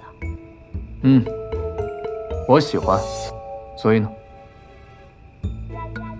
我跟杨姐姐一起长大，她喜欢什么样的东西我清楚，她喜欢什么样的人我也清楚。你要不要考虑一下跟我合作，让我助你一臂之力？你觉得我需要你帮助吗？哎，俗话说得好，多个朋友多条路，少个仇人少堵墙，对吧？你要不跟我合作的话，我这个人说不准会说你坏话的。还是你会做生意？说吧，什么条件？我就说嘛，周少主，又聪明又真诚又讨人喜欢又帅气的主顾，跟你做生意真是太开心了。我想要这个。你又不会使剑，要他做什么？那是我的事啊。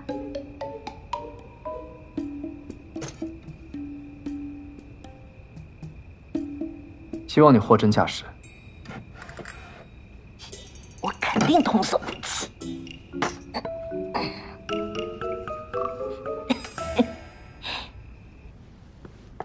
珊儿，夫人，你怎么又跑到这儿来了？快跟我走！我要在这陪着珊儿。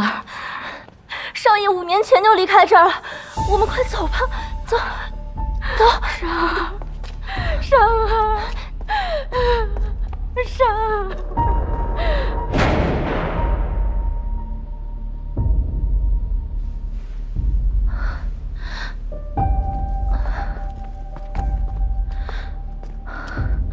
看来这关的是顾山，他没死。顾山逃走了，这世上还有第2个人会用血剑。看来风夫人说的顾庸是凶手，指的是他要杀自己的亲生儿子。可是虎毒不食子，这个顾山到底做了什么？顾庸要这样惩罚他？世上往往最极致的残忍，都是以亲情的名义施加的。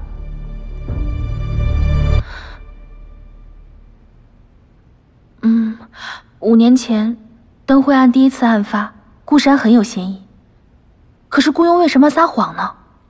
他之所以掩盖顾山还活着的消息，或许是与水波纹的令牌有关。此地不宜久留，先出去再说。好。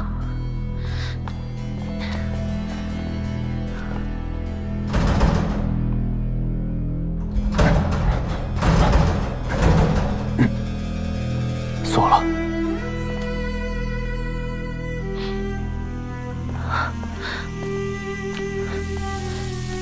这个味道，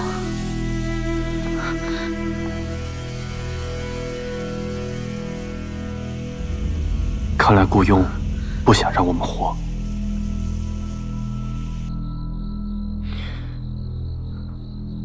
说好的一个时辰，这杨采薇怎么还不来？会不会是顾庸发现了他们打起来了？应该不会，我在祭善堂外面安排了很多暗哨，一旦有问题，他会立马过来通知我。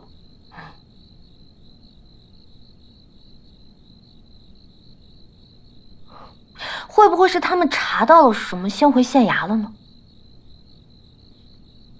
走吧。哦，哎呦。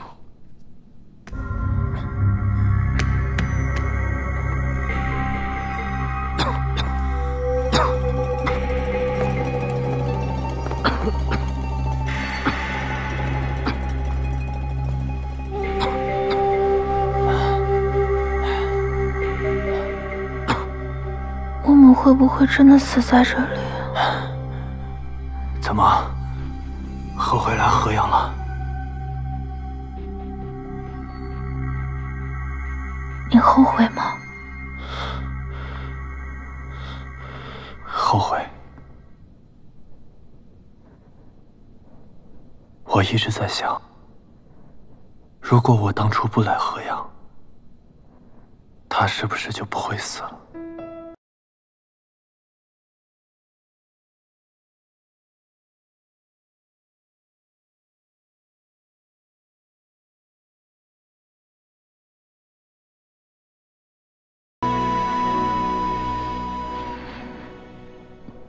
其实我是有风。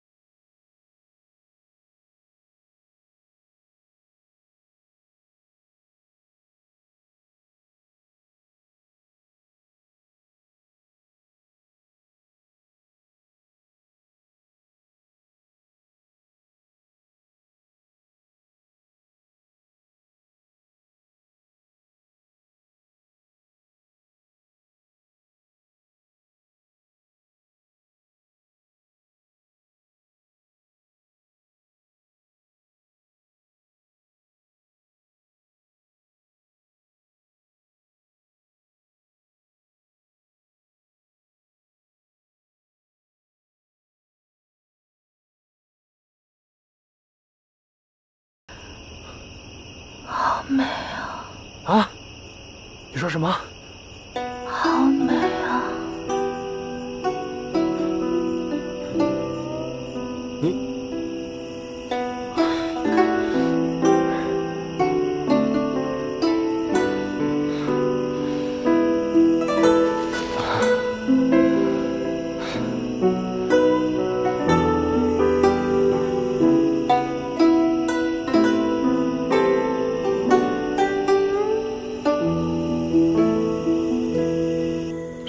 上官小姐还没回来？没有啊，主少主，你们不是一起出门的吗？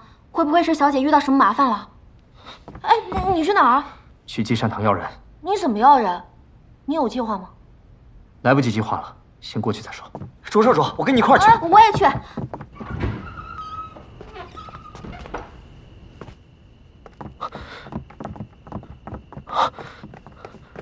发生什么事了？小姐。脚崴了。你为什么不按照计划离开？拖这么久。不怪他，我没事。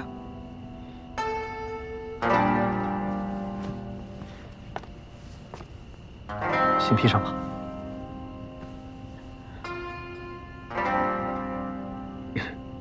灵儿，大人，你小姐在地牢里冻了半宿，赶紧带她回去洗个热水澡，喝碗热姜汤。是大人，小姐，我们走。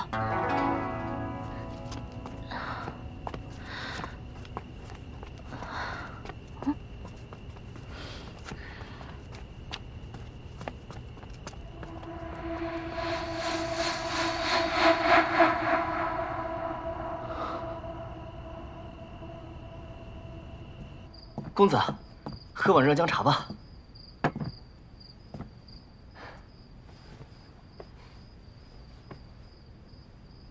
公子，被困地牢时是否引发了旧劫？那这……没事，是上官芷帮了我。那就好。上官小姐可以平复公子的心绪。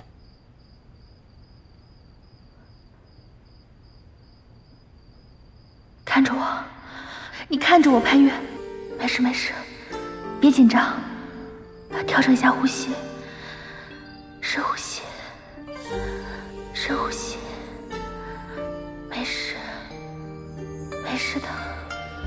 公子，公子，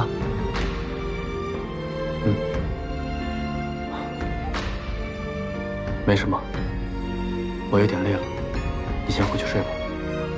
好。季风夜阑雨下，青丝蓦然烛花，寥寥回忆经年长，却只能装聋作哑，勾勒你的脸颊。微醺的梦啊，信念之人怎会不变真假？哪怕你若咫尺的天涯，我已握紧你的手不放。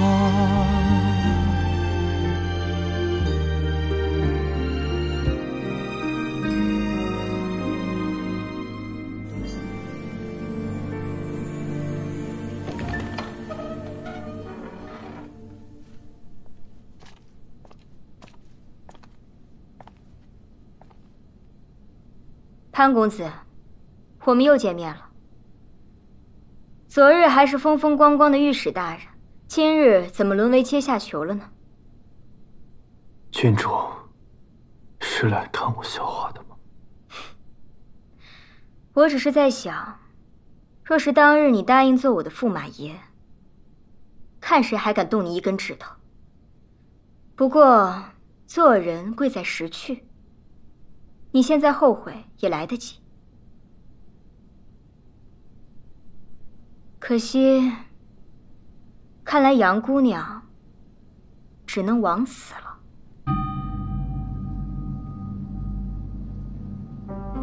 什么意思？你知道什么？你知道什么？潘公子，我是来跟你合作的。杨继安一家的遭遇，我也略有耳闻，虽不知内情，却深知杨继安是一个刚正不阿的正臣。他在被贬途中遇害，甚为蹊跷。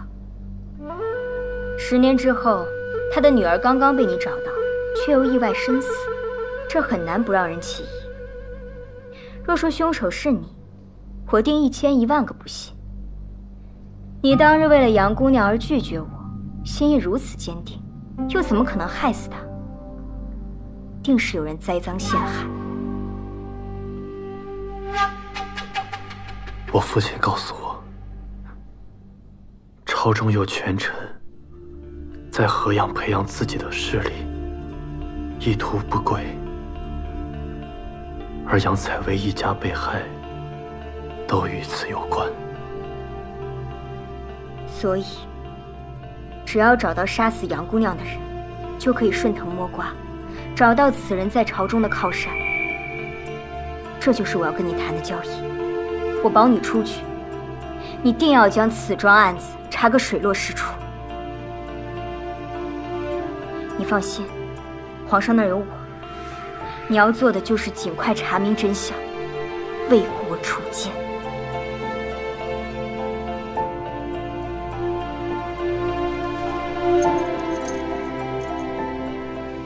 潘越定不负所望。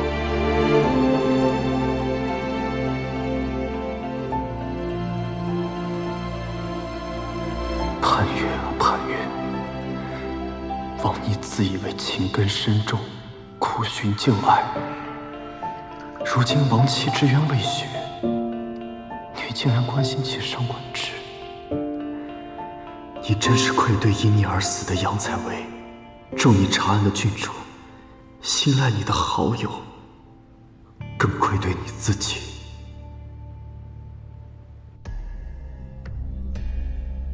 不是说你可以摆平一切吗？怎么让潘越挑了老巢呢？你是越活越回去了。因为什么？还不是因为卓兰江，没有他吃里扒外，潘越能找到我的地牢吗？你行了吧？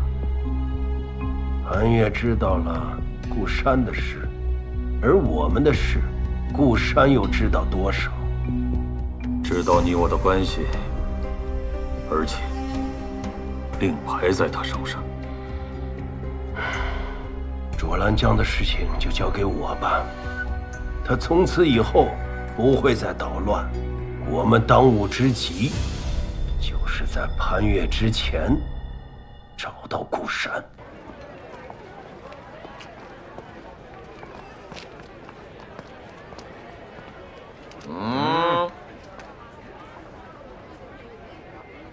你们两个鬼市双煞是吧？你是何人？有何贵干？我都不认识，还想混鬼市？我听说前几天你们收缴了一个卖玉镯的摊子，今天来是通知你们，那个姓白的摊主是本少主的人，把他的财物原封不动的还回去以后，见着他给我绕着走，听明白了吗？厉鬼勾魂，无偿索命。银玉楼，卓兰江，跟我打架，不要命了！少主啊，那请您请。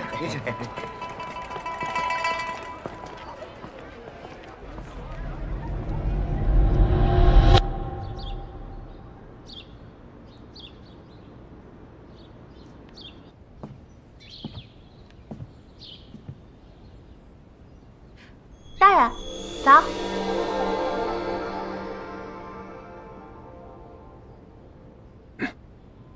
走。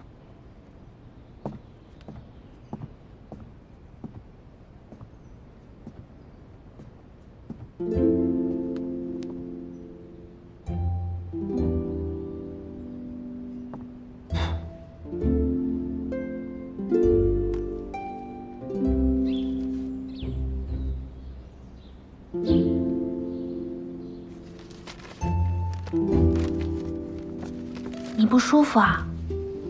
没事。莫非还在因为地牢之事难安？我让灵儿去给你抓几副安神的药吧。不用，没事。你别讳疾忌医呀！你看看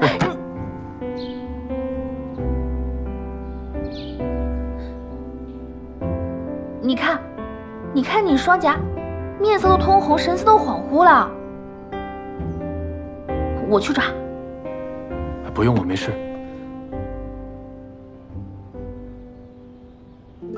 本就是救急，歇2天就好，不影响公事。这人怎么还跟小时候一样，真倔。其他人呢？把他们叫过来，商量一下抓捕顾山的方案。此事能说吗？你之前不是怀疑县衙有人泄密？我让阿泽查过了，暂时没有发现什么疑点。况且，仅凭你我2人之力，想要找出顾山，根本不可能。顾庸有一个儿子叫顾山，很有可能是这次灯会案的嫌凶。他因长期被顾庸囚禁、伤害，所以看到暴力伤人事件，便会按捺不住，奋起伤人。我们目前要做的，是要想尽办法把顾山给找出来。有顾山的画像吗？我们目前了解到，顾山这个人个子不高，身形消瘦，只是已经时隔了5年，他的音容和样貌很可能已经发生了极大的变化。不是，那怎么找啊？这不大海捞针吗？这哪来的事啊？这搞不好都已经离开河阳了。对，去年夏至还有受害者继续出现，也就是说明，取消灯会也没有影响他作案。今年夏至，说不定会继续杀人。如果我们找他是大海捞针，那不如让他来找我们。啊？大人的意思是？重开灯会，聚拢人群，然后故意制造一起暴力伤人事件。我不信他还按捺得住。好主意。但是夏至离现在就剩3天了，现在筹备肯定来不及。来得及。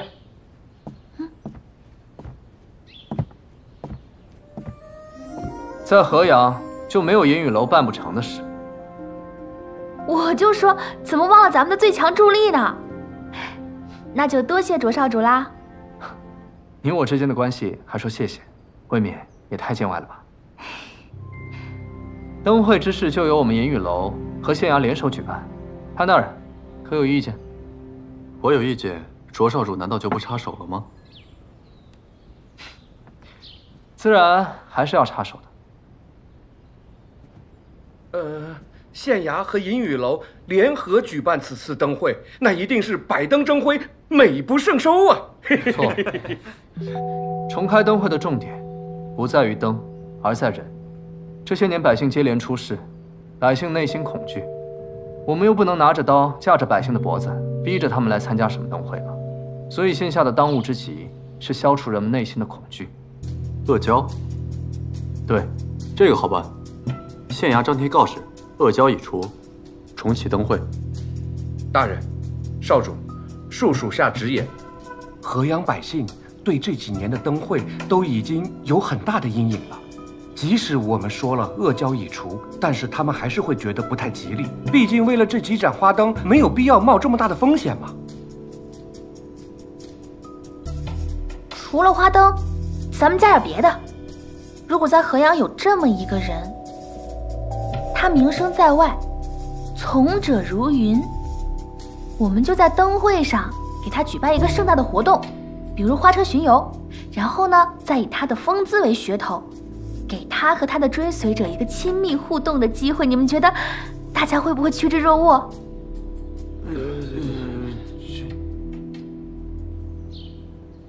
那我说的这个人呢，就是咱们卓少主。我？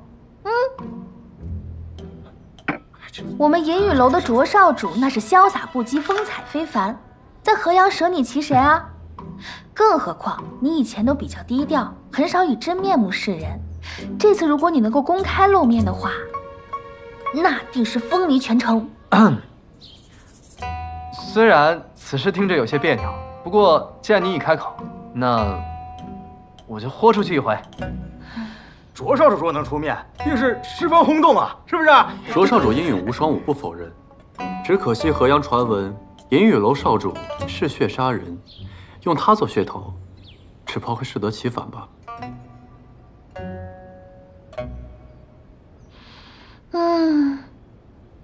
大人说的好像也有道理。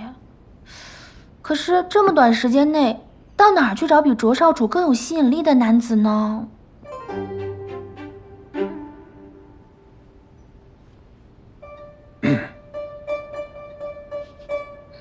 哎，我也太傻了，咱们潘大人在这儿呢。这我们大人名声在外，从者如云，可我们大人素来不喜欢抛头露面，这样会不会委屈咱们大人了？为了查案，受点委屈，不算什么。那就太好了，大人，如果你亲自去的话，整个河阳必然是倾城而出。看来不止从小到大都倔，还从小到大都经不起激将法。想不到我们潘大人还挺在乎这些虚名。卓少主说笑了，一切以大局为重。